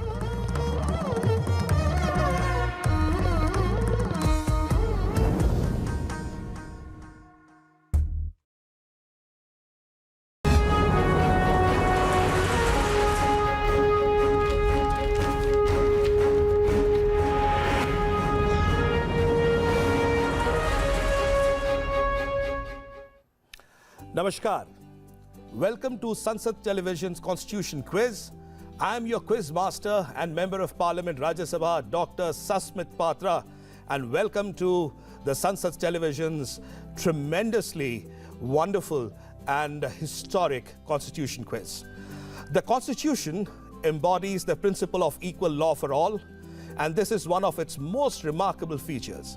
On November 26, 1949, the Constituent Assembly adopted the Constitution of India, which is commemorated annually as Constitution Day. The celebration of the Constitution Day began in 2015, and to raise awareness among the younger generation about its features and uniqueness, Sansad TV has organized this very wonderful Constitution quiz. And dear viewers, this is the grand finale of the Samvidhan quiz.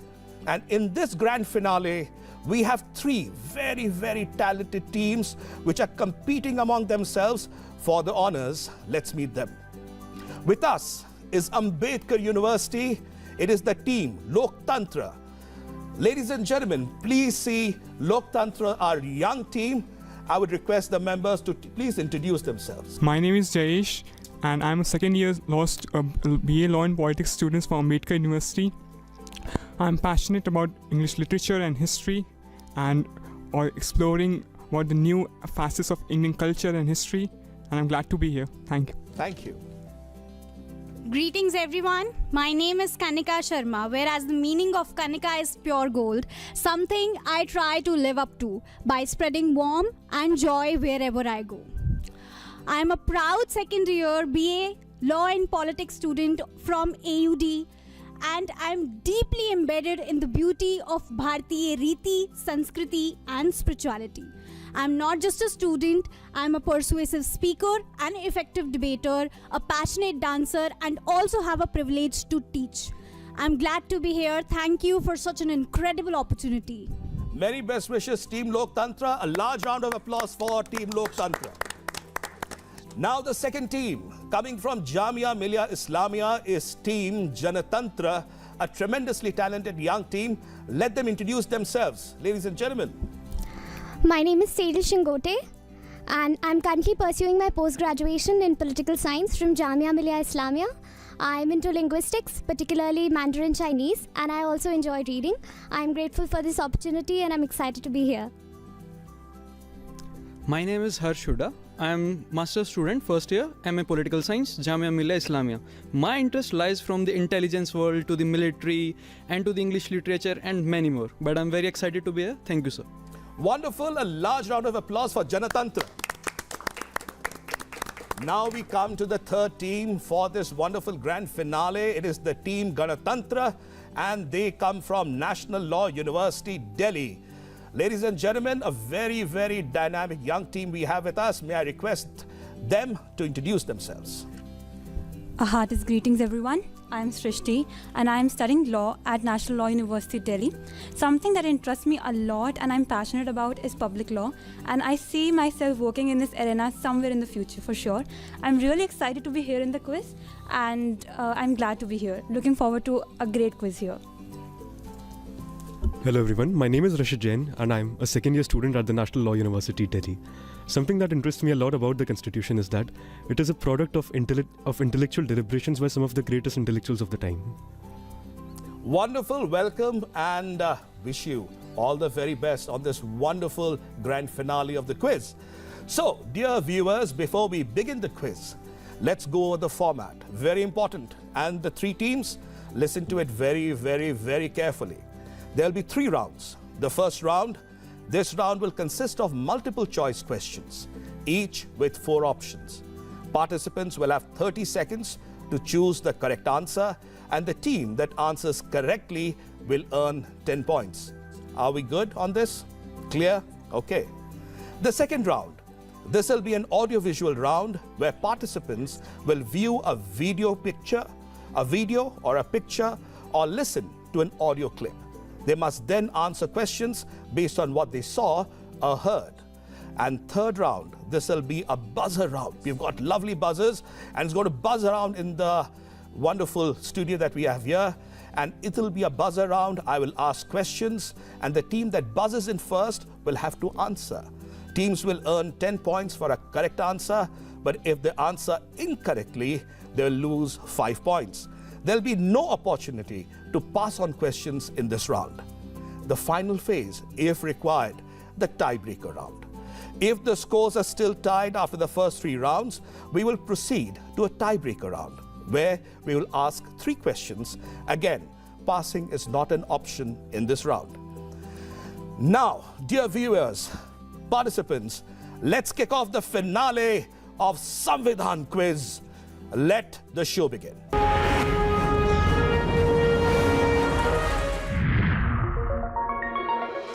The first question is directed to Team Loktantra. Are you ready? Yes, sir. Okay.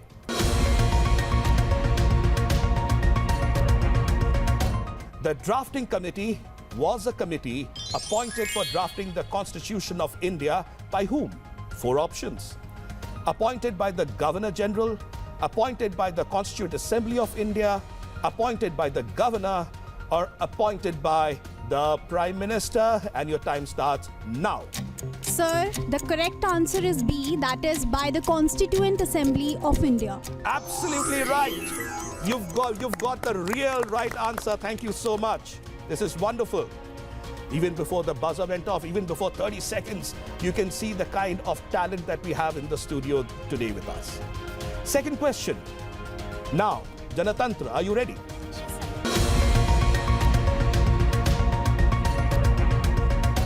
How many types of emergency have been broadly visualized in the Constitution of India? First option, 4. Second option, 3. Third option, 1. Fourth option, 2. And your time starts now.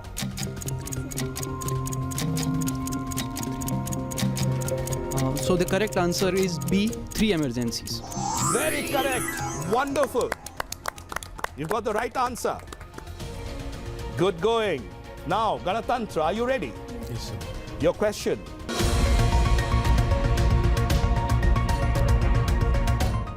When there is need of any law, when Parliament is not in session, what legal options do we have?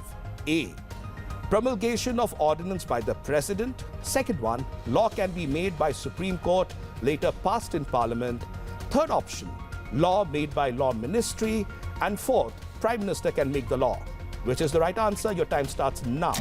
So we would go with option A. Option A, that is promulgation of ordinance by the president. Yes. Correct answer. Wonderful. 3 on 3. Okay. Question number 4. Loktantra, are you ready? Yes, sir. Under which article of the Constitution are members of Parliament prohibited from discussing the conduct of Supreme Court and the High Court judges? A, under Article 218, B, under Article 1T1, C, under Article 205, or D, under Article 111. Your time starts now. So the correct answer is B, under Article 121. Absolutely correct again. 2 on 2 questions. Good going. Now we go to Janatantra. Are you ready? Okay, your question.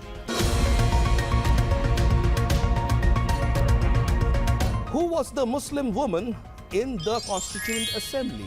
A, Begum Amu.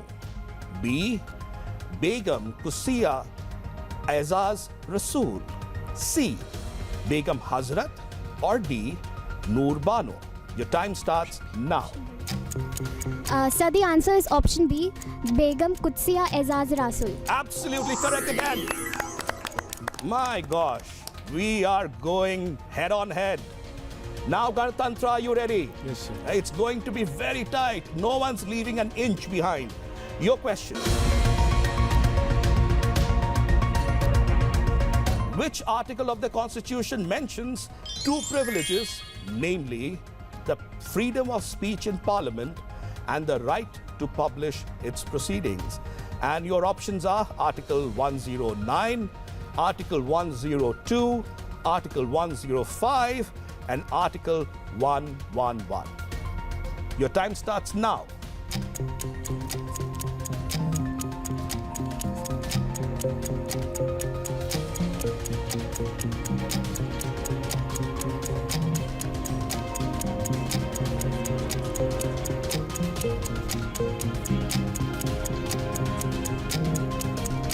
Last 10 seconds. Ladies and gentlemen, Ganatantra. We would go with option C, 105. Option 103, absolutely correct. Wonderful. You took it to the wire but came out absolutely on top. Excellent. As you can see, we have got 6 questions, all the 6 answered correctly, absolutely. Now the question for Loktantra. Are you ready? Yes, sir.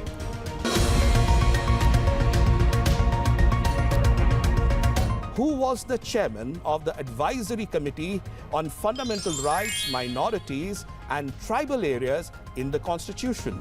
The 4 options: B.R. Ambedkar. Second option, Sardar Vallabhbhai Patel. Third option, Rajendra Prasad. And 4th option, Sarojini Naidu. Your time starts now. Sir, the correct answer is B, that is Sardar Vallabhbhai Patel. Absolutely right again. That is wonderful. Good going. Now we are into question number 8. Janatantra, question coming to you. Under which article of the Constitution is the judicial writ of habeas corpus provided? Options are Article 19, Article 39, Article 32, Article 41. Your time starts now. So the correct answer is C, Article 32, Heart and Soul of the Constitution. Excellent, well done. Brilliant. Now we go to Team Ganatantra. You ready? Yes, sir. Your question. How many times the President of India can seek re-election to his post? Options: A, once. Second option, 3 times. Third option, 2 times. Fourth option, any number of times. Your time starts now. Sir, the answer is option D, any number of times. Absolutely right again. Wonderful going. Now we are going to the last 3 questions of this round. Are you ready, Loktantra? Yes, sir. Your question. Who among the following has the constitutional authority to make rules and regulations fixing the number of members of the UPSC? And your options are A, Vice President, B, President, C, Home Ministry, and D, Cabinet Secretary. Your time starts now.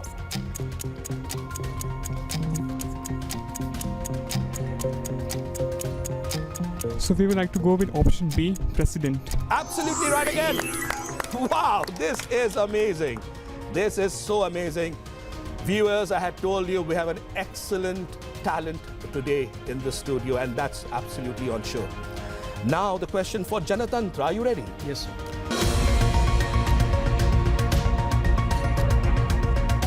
The chairman of the Niti Aayog in India is A, President, B, Prime Minister, C, Minister of Planning, or D, Finance Minister. And your time starts now. So the answer is B, Prime Minister. Absolutely right again. This is absolutely phenomenal. Last question. All the answers have been given by your friends before. I'm sure you will also get this right. What is the maximum gap allowed between two sessions of the Parliament? 4 options: 12 months, 10 months, 6 months, 3 months. Your time starts now. So the answer is 6 months. Absolutely right. Wonderful. So we have come to the end of the first round and the scores. For Team Loktantra, 40 points. For Team Janatantra, 40 points. And no surprises, Team Ganatantra, 40 points. Everyone is tied. It's becoming interesting, viewers, as you can see, as we go into the second round, which will be the audio-video round. So teams, are you ready? Yes. 2 questions each. We'll go in serial order. Question number 1 coming up for Loktantra. Your question.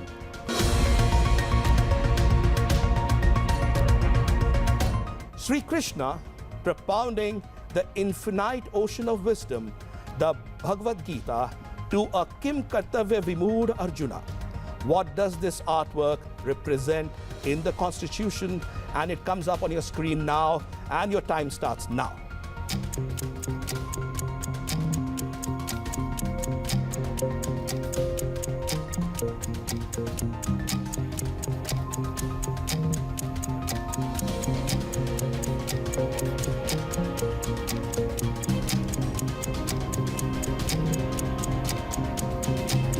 Last 10 seconds.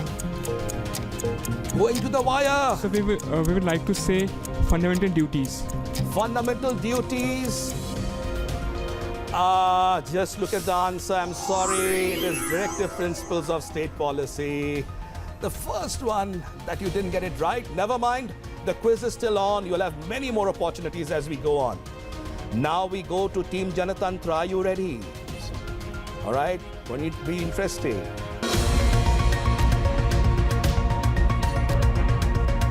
Ashoka's mission and his efforts to ensure that the word and the message of the Buddha traveled far and wide are depicted in an intricate piece.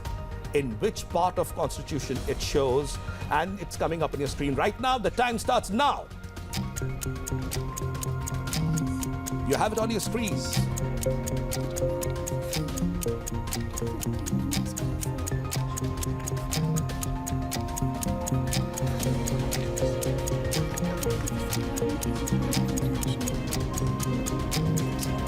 Last 10 seconds.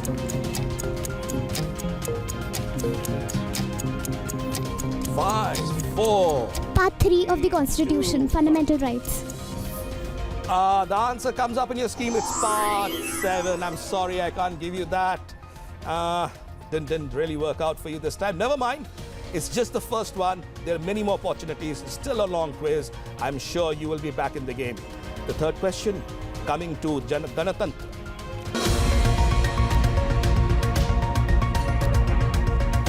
A representation of the brilliant and all-pervading Shiva Nataraja engaged in his cosmic dance and reminiscent of the grand Chola bronze sculptures adorns.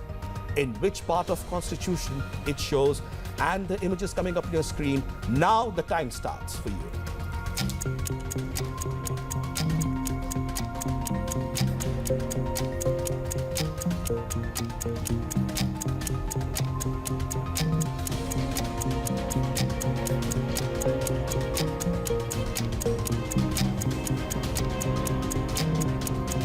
Last 10 seconds coming up.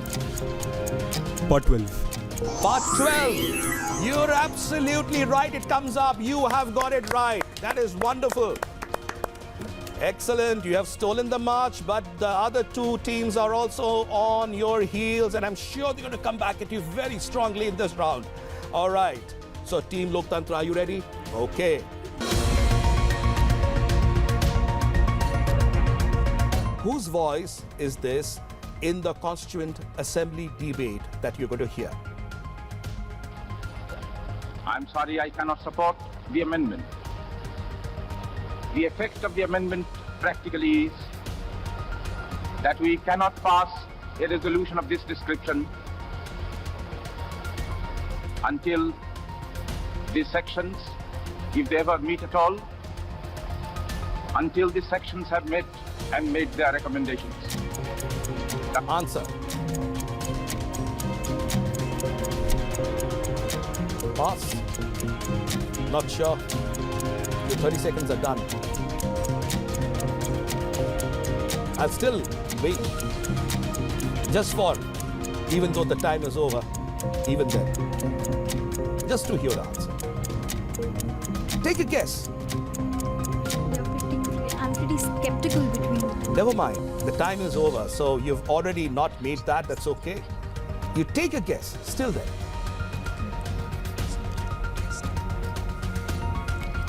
A guess doesn't hurt. Unless you want to let it go. Okay, we'll go with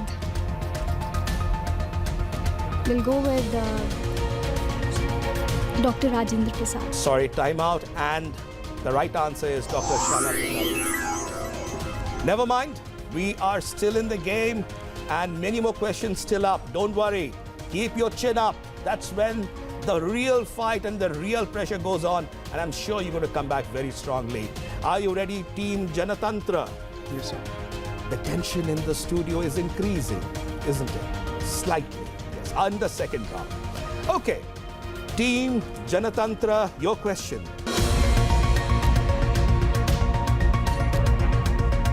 Whose voice is this in the Constituent Assembly debate? And you're going to hear the voice now. In the absence of Srimati Sarojini Naidu, it is my proud privilege on behalf of women of India to present this flag to the nation through you. I have a list here of nearly 100 prominent women of all communities who have expressed a desire to associate themselves with this ceremonial. We would like to go ahead with Miss Durga Bai Deshmukh. I'm afraid that's not correct. It's Hansa Mehta. I'm afraid I can't give it to you. Maybe you would have just heard another 15 seconds of it. You were a little early or you were good on that. You kind of figured it out. Anyway, but it's Hansa Mehta. And of course, we're going to go on the other rounds as well. You can always come back. Keep your chin up. Keep the spirit up. Now coming to the last question of the second round. Are you ready, Team Ganatantra? Yes, sir. Okay, the question coming to you.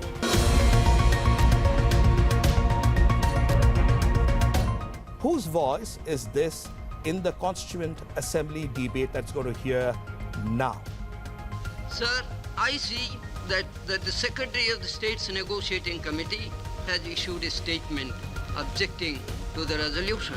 Their objections, I see, are based on 2 points. The first is they object to the word the independent sovereign republic. Secondly, the statement says that their objection is centered around the fact that power derives from the people, that they would not admit that power is derived to the state. Power and authority is derived from the people. Sir, paragraph 14 of the cabinet mission statement. Identify. So we would go with KV Kamath. I'm afraid I can't give you that. It is Biswanath Das. It's not KV Kamath, it's Biswanath Das. We have come to the end of the second round and the scores are as follows. Team Loktantra has got 40 points. Team Janatantra has got 40 points. And Team Ganatantra has got 50 points. Team Ganatantra leading at the end, but it's a slender margin, we must all agree. And both the teams, Loktantra and Janatantra, coming in very close, neck and neck. It's going to be tight. We go with this into the third round. And as you can see, the tension in the studio is increasing. Are you all good? Ready? Yes, for the buzzer round? Yes, sir. Hands on the buzzer. Not too soon, not too late. It's just going to be absolutely appropriate, right? So now the buzzer round, let me remind you, the team that buzzes in first will have to answer. Teams will earn 10 points for a correct answer, but if they answer incorrectly, they will lose 5 points. Negative marking starts. So, ladies and gentlemen, the first question, there are 12 questions in the buzzer round, all right? Free for all. Whoever buzzes takes the day with the right answer. First question, and we're going to be very, very quick. The weight of the original handwritten Indian Constitution is? I think it's Ganatantra. 13 kgs. Sorry? 13 kgs. I'm sorry, it's 3.75 kg. -5. As I said, you have to be quick, but not too quick. All right, second question. How many types of emergency have been broadly visualized in the Constitution of India? Janatantra. 3 types. 3 times, it's absolutely correct. You get the points. Number 3 question. Which constitutional amendment provides the right to education? Loktantra. You responded even before it was 86th. over. Sorry? 86th. Absolutely right. You have got it absolutely right. Question number 4. Oh my gosh, it is going so fast and it's becoming absolutely interesting and exciting as we go on. So question number 4. From which country did the Indian Constitution adopt the concept of suspending fundamental rights during the emergency? Okay. So we did it first. Only. We did it first, no? It was visible at that time. So Team Janatantra, we go with you. So Weimar Constitution of Germany. That's correct. It's Germany. All right, question number 5. Whoever buzzes it first, the quiz, it's coming out on your screens right now. From which country has the practice of holding joint meetings of both houses of parliament been adopted? It's Ganatantra.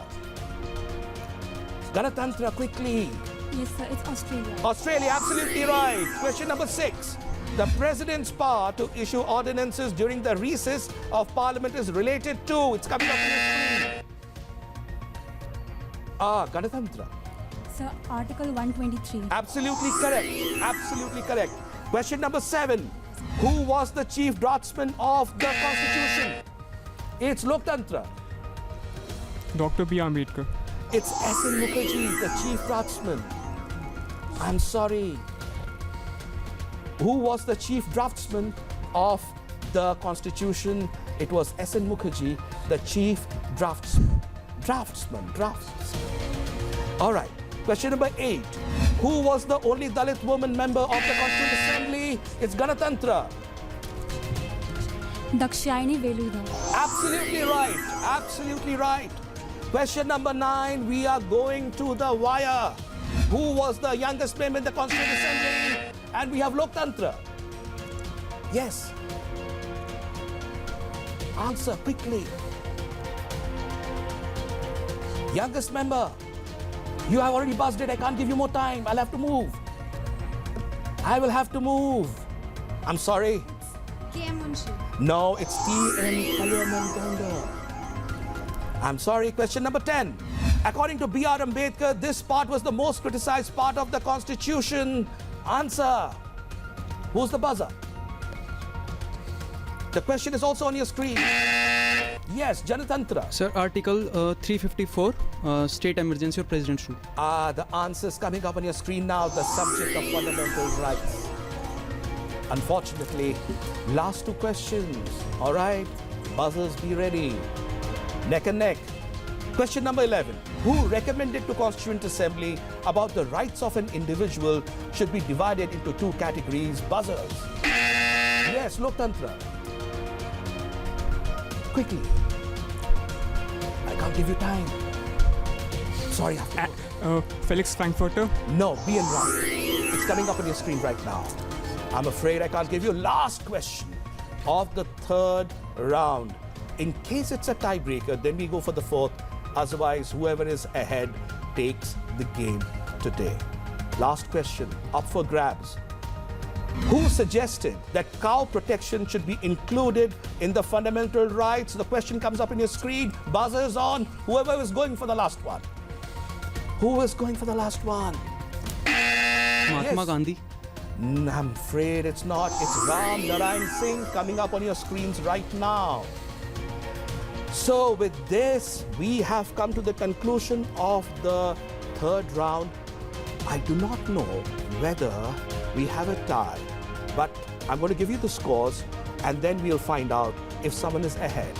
And whoever is ahead becomes the winner, ladies and gentlemen.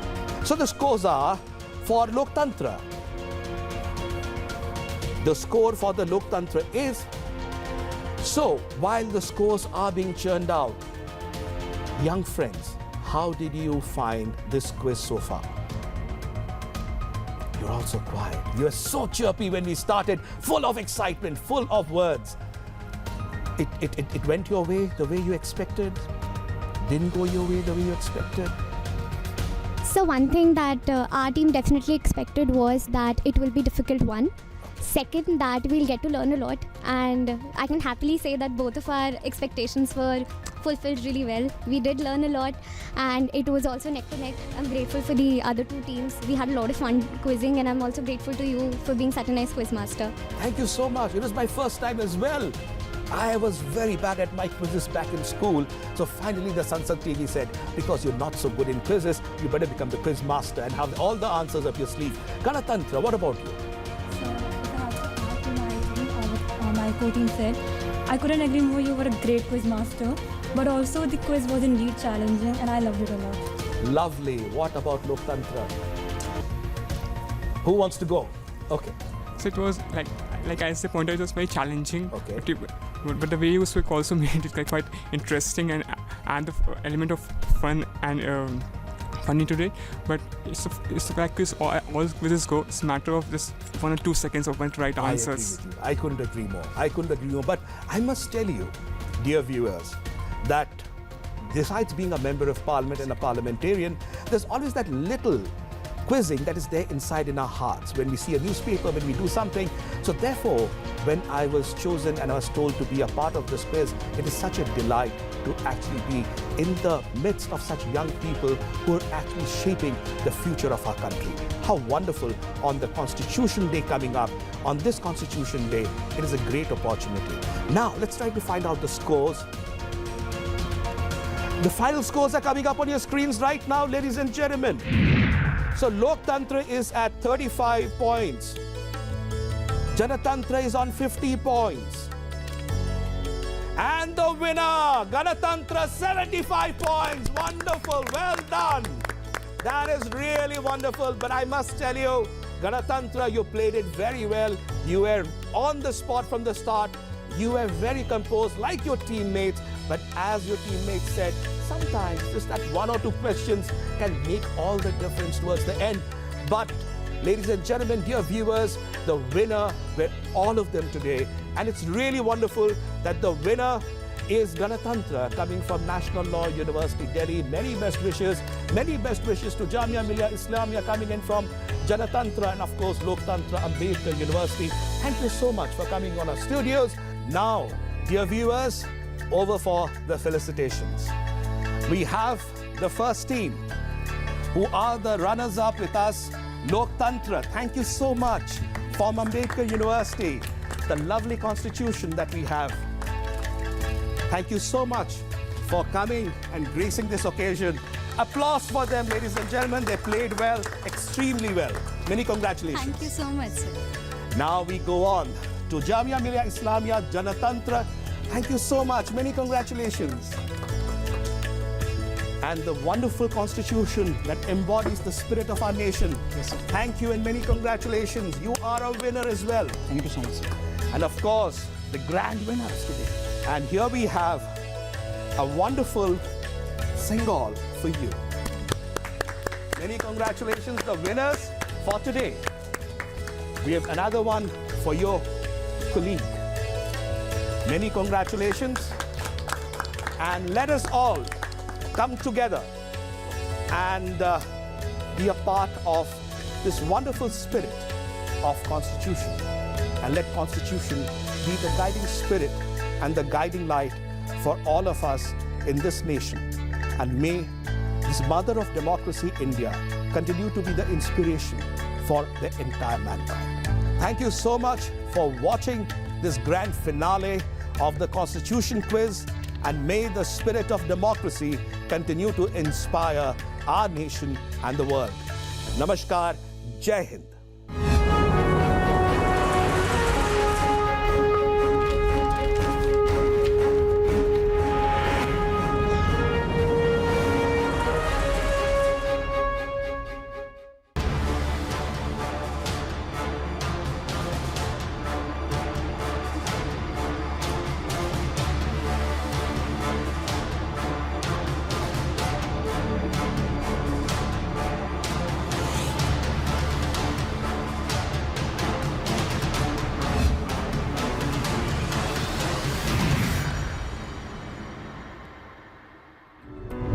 प्रतिमा आजादी के महानायक को कृतज्ञ राष्ट्र की श्रद्धांजलि है। नेताजी सुभाष की ये प्रतिमा हमारी लोकतांत्रिक संस्थाओं, हमारे पीढ़ियों को राष्ट्रीय कर्तव्य का बोध कराएगी। आने वाली पीढ़ियों को, वर्तमान पीढ़ी को निरंतर प्रेरणा देती रहेगी। पराक्रम दिवस हर साल 23 जनवरी को नेताजी सुभाष चंद्र बोस की जयंती के अवसर पर मनाया जाता है। नेताजी ने आजाद हिंद फौज की स्थापना की थी। आजादी की लड़ाई में नेताजी का अभूतपूर्व योगदान रहा। साल 2021 में प्रधानमंत्री नरेंद्र मोदी ने इस दिन को पराक्रम दिवस के तौर पर मनाने का ऐलान किया था। नेताजी के पराक्रम को सम्मान और सराहने के लिए सरकार ने ये फैसला लिया था। तभी से इसे पराक्रम दिवस के तौर पर मनाया जाने लगा। भारत माँ के वीर सपूत नेताजी सुभाष की जन्म जयंती है। देश पराक्रम दिवस के रूप में इस प्रेरणा दिवस को मनाता है। Netaji is a title emanating from the hearts of the millions for the Titanic. Union government gazette notification reveals it all. Parakram Divas decision was taken to honor and remember Netaji's indomitable spirit and selfless service to the nation. The Union government decided to celebrate Netaji's birthday on January 23 year after year as Parakram Divas with wholesome objective to inspire and motivate the people of this great country, especially the youth. हमारे नेताजी भारत के पराक्रम की प्रतिमूर्ति भी है और प्रेरणा भी है। आज जब इस वर्ष देश अपनी आजादी के 75 वर्ष में प्रवेश करने वाला है, जब देश आत्मनिर्भर भारत के संकल्प के साथ आगे बढ़ रहा है, तब नेताजी का जीवन, उनका हर कार्य, उनका हर फैसला हम सभी के लिए बहुत बड़ी प्रेरणा है। सुभाष चंद्र बोस का जन्म ओडिशा के कटक में 23 जनवरी 1897 में हुआ था। उनके पिता का नाम जानकी नाथ बोस और माता का नाम प्रभावती देवी था। नेताजी बेहद योग्य थे। उन्होंने 1920 में इंग्लैंड में सिविल सर्विस एग्जाम पास किया। इस परीक्षा में नेताजी का चौथा स्थान था, पर उन्होंने अपने रास्ते को बदल दिया। देश की आजादी के लिए उन्होंने पद त्याग कर आंदोलन में कूदने का फैसला लिया। आजादी के लिए नेताजी का नजरिया बड़ा साफ था। उन्हें पता था कि ये थाली में परोस कर नहीं मिलेगी, इसकी देशवासियों को कीमत चुकानी पड़ेगी। इसी के चलते उन्होंने आजादी के आंदोलन से युवाओं को जोड़ा। जय हिंद, तुम मुझे खून दो, मैं तुम्हें आजादी दूंगा, चलो दिल्ली जैसे नारे देकर उनका जोश बढ़ाया। उनके जैसे फौलादी इरादों वाले व्यक्तित्व के लिए असंभव कुछ भी नहीं था। उन्होंने विदेश में जाकर देश से बाहर रहने वाले भारतीयों की चेतना को झकझोरा। उन्होंने आजादी के लिए आजाद हिंद फौज को मजबूत किया। उन्होंने पूरे देश से हर जाति, पंथ, हर क्षेत्र के लोगों को देश का सैनिक बनाया। उस दौर में जब दुनिया महिलाओं के सामान्य अधिकारों पर ही चर्चा कर रही थी, नेताजी ने रानी झांसी रेजिमेंट बनाकर महिलाओं को अपने साथ जोड़ा। उन्होंने फौज के सैनिकों को आधुनिक युद्ध के लिए ट्रेनिंग दी। उन्हें देश के लिए जीने का जज्बा दिया, देश के लिए मरने का मकसद दिया। नेताजी ने कहा था, भारत डाक से रोकटो डाक दिए छे रोकतो के, ओठो दांडाओ आमोदेर नोस्टो करार मतो सोमोय नोय। अर्थात भारत बुला रहा है, रक्त रक्त को आवाज दे रहा है, उठो, हमारे पास अब गंवाने के लिए समय नहीं है। 2021 से पहले तक 23 जनवरी को सुभाष चंद्र बोस जयंती के नाम से मनाया जाता था, पर 2021 में प्रधानमंत्री नरेंद्र मोदी ने इसे लेकर एक अहम फैसला लिया। आजादी में नेताजी के योगदान के मद्देनजर पीएम मोदी ने इसे पराक्रम दिवस के रूप में मनाने का ऐलान किया। इसके बाद से हर साल नेताजी की जयंती को पराक्रम दिवस के रूप में मनाया जाने लगा। साल 2021 में पराक्रम दिवस का उद्घाटन समारोह कोलकाता के विक्टोरिया मेमोरियल हॉल में हुआ था। साल 2022 में इंडिया गेट पर नेताजी की होलोग्राम प्रतिमा का अनावरण किया गया था। वहीं 2023 में अंडमान और निकोबार द्वीप समूह के 21 सबसे बड़े अनाम द्वीपों का नाम 21 परमवीर चक्र पुरस्कार विजेताओं के नाम पर रखा गया था। उन्होंने संकल्प लिया था,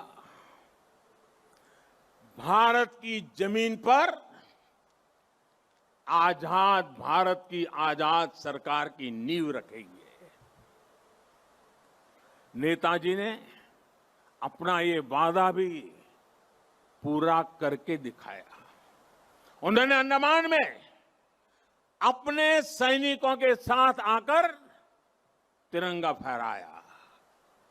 जिस जगह अंग्रेज देश के स्वतंत्रता सेनानियों को यातनाएं देते थे, काला पानी की सजा देते थे, उस जगह जाकर उन्होंने सेनानियों को अपनी श्रद्धांजलि दी थी। वो सरकार अखंड भारत की पहली आजाद सरकार थी। It is also important that the country recognizes him as a son of India in another way. Netaji unfortunately did not live to see India free. And that was his dearest wish. He was willing to sacrifice everything for that. And it was not to be that he would set foot on the soil of free India. So it is my wish that at least his remains will return to his motherland and will find a final resting place there.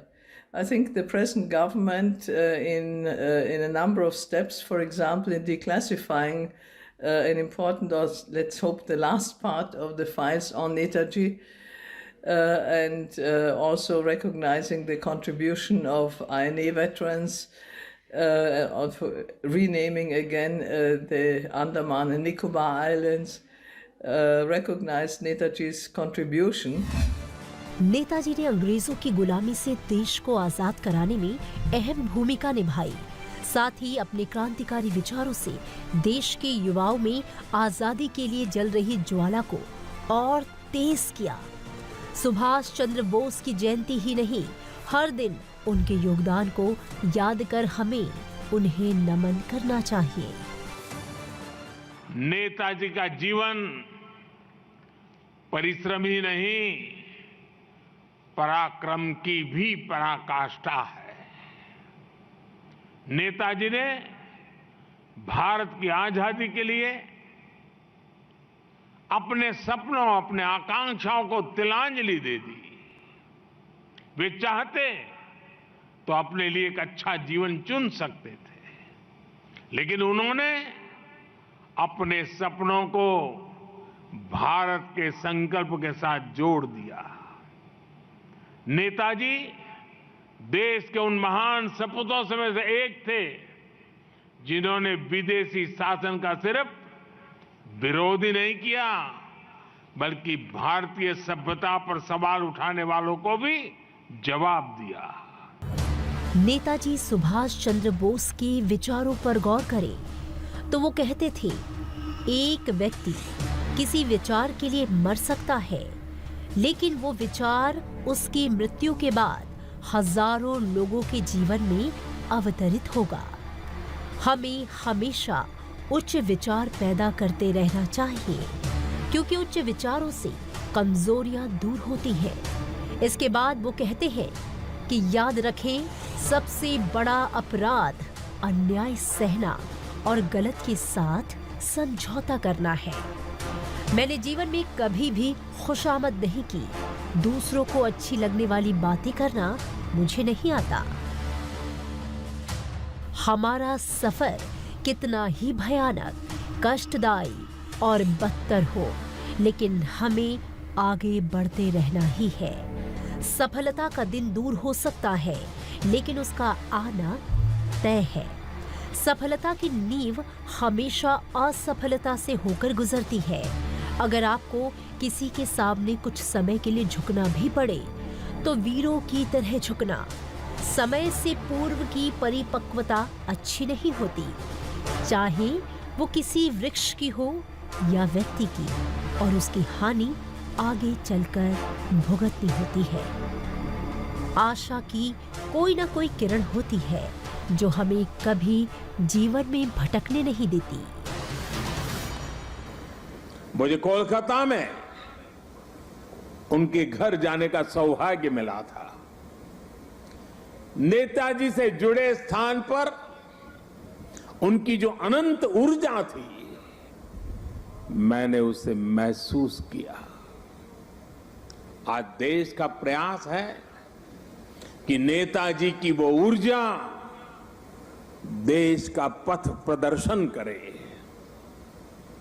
कर्तव्य पथ पर नेताजी की प्रतिभा इसका माध्यम बनेगी। देश की नीतियों और निर्णयों में सुभाष बाबू की छाप रहे, ये प्रतिमा इसके लिए प्रेरणा स्रोत बनेगी। भारतीय राष्ट्रीय सेना या आजाद हिंद फौज नेताजी सुभाष चंद्र बोस ने 1943 में भारतीय राष्ट्रीय सेना या INA की स्थापना की, जिसे लोकप्रिय रूप में आजाद हिंद फौज के नाम से जाना जाता है। शुरू में 1942 में रास बिहारी बोस द्वारा गठित किया गया था। ऑपरेशन रोकने और अपने क्षेत्र में लौटने के ब्रिटिश निर्णय में आजाद हिंद फौज के हमले की महत्वपूर्ण भूमिका थी। अंततः इससे भारत को आजादी दिलाने में मदद मिली। सुभाष चंद्र बोस ने सेना से कहा, हमारे सामने एक गंभीर लड़ाई है, क्योंकि दुश्मन शक्तिशाली, बेईमान और निर्दयी है। आजादी की इस अंतिम यात्रा में आपको भूख, अभाव, जबरन मार्च और मौत का सामना करना पड़ेगा। जब आप ये परीक्षा पास कर लेंगे तभी स्वतंत्रता आपकी होगी। आजाद हिंद फौज ने भारत में स्वतंत्रता लाने के लिए कई लड़ाइयां और संघर्षों में हिस्सा लिया। ये सब सुभाष चंद्र बोस की उच्च बुद्धिमत्ता के कारण ही संभव हो सका। नमन करता हूं उस मां को, प्रभा देवी जी को, जिन्होंने नेताजी को जन्म दिया। नेताजी सुभाष जिन्होंने हमें स्वाधीन और संप्रभु भारत का विश्वास दिलाया, जिन्होंने बड़े गर्व के साथ, बड़े आत्मविश्वास के साथ, बड़े साहस के साथ अंग्रेजी सत्ता के सामने कहा था, मैं स्वतंत्रता की भीख नहीं लूंगा, मैं इसे हासिल करूंगा। जिन्होंने भारत की धरती पर पहली आजाद सरकार को स्थापित किया, उन्होंने मातृभूमि के कण कण को अपना सब कुछ माना था। उन्होंने भारत मां की रक्षा के लिए अपना सर्वस्व न्योछावर कर दिया था। देश का ऐसा कोई हिस्सा नहीं है जो नेताजी को नमन न कर रहा हो, उनकी विरासत को संजो न रहा।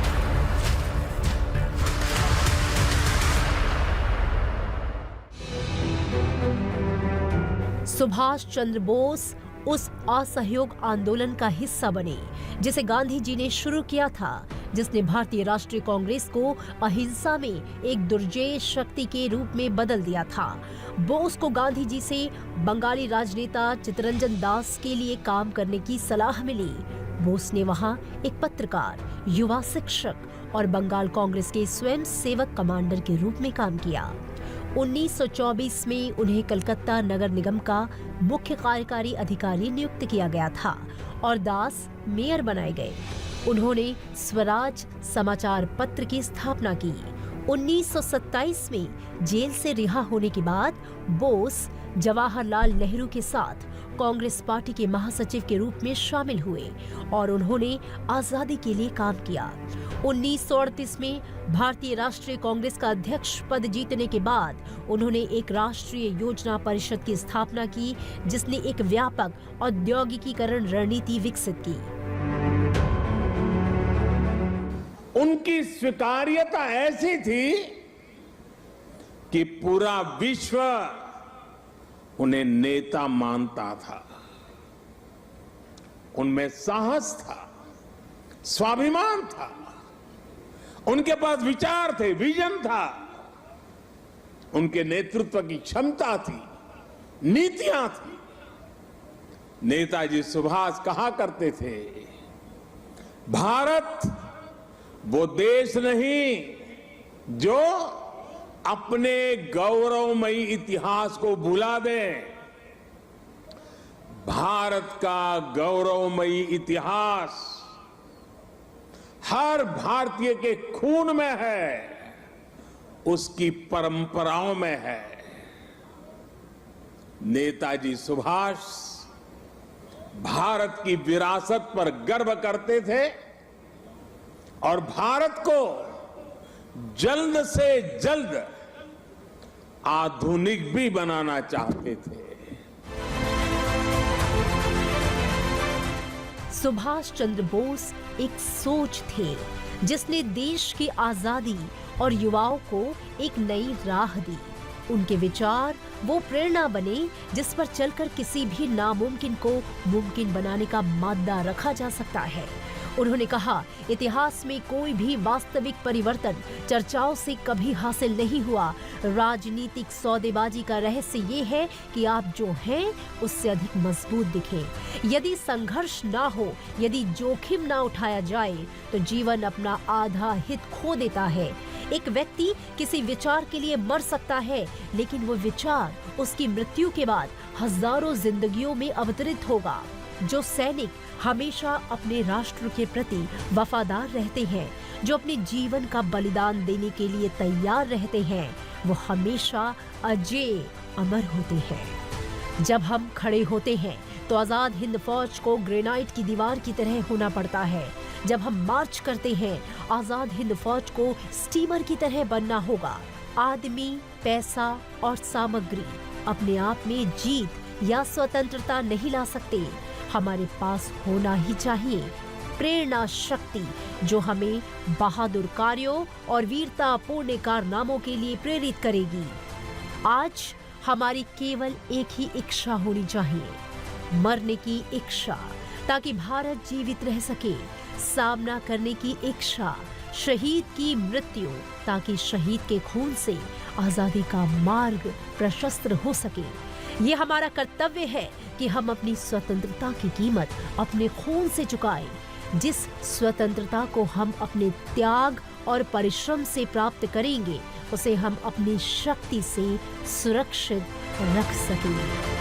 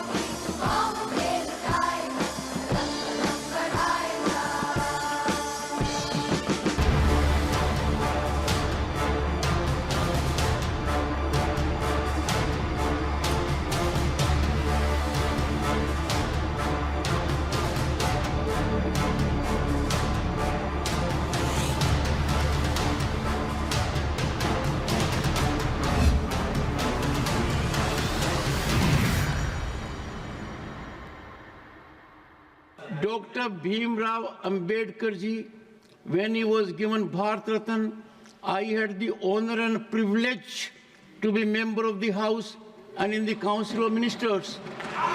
For all of us, he is highly respected, ever respected, and it is a delightful situation that attention is being paid to his teachings, preachings, and wherever he had the occasion to be in the country or outside, there is nurturing of each and every place.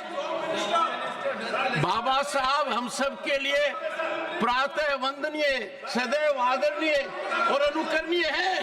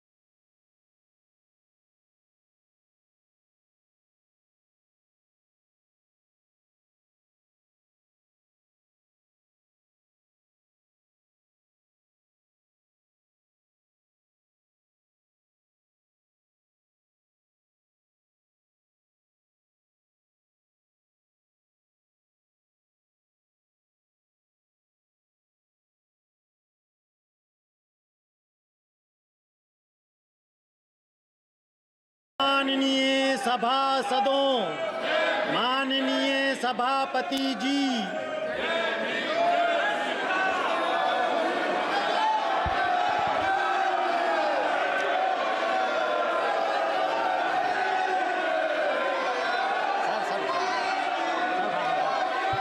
House adjourned till tomorrow 11 a.m.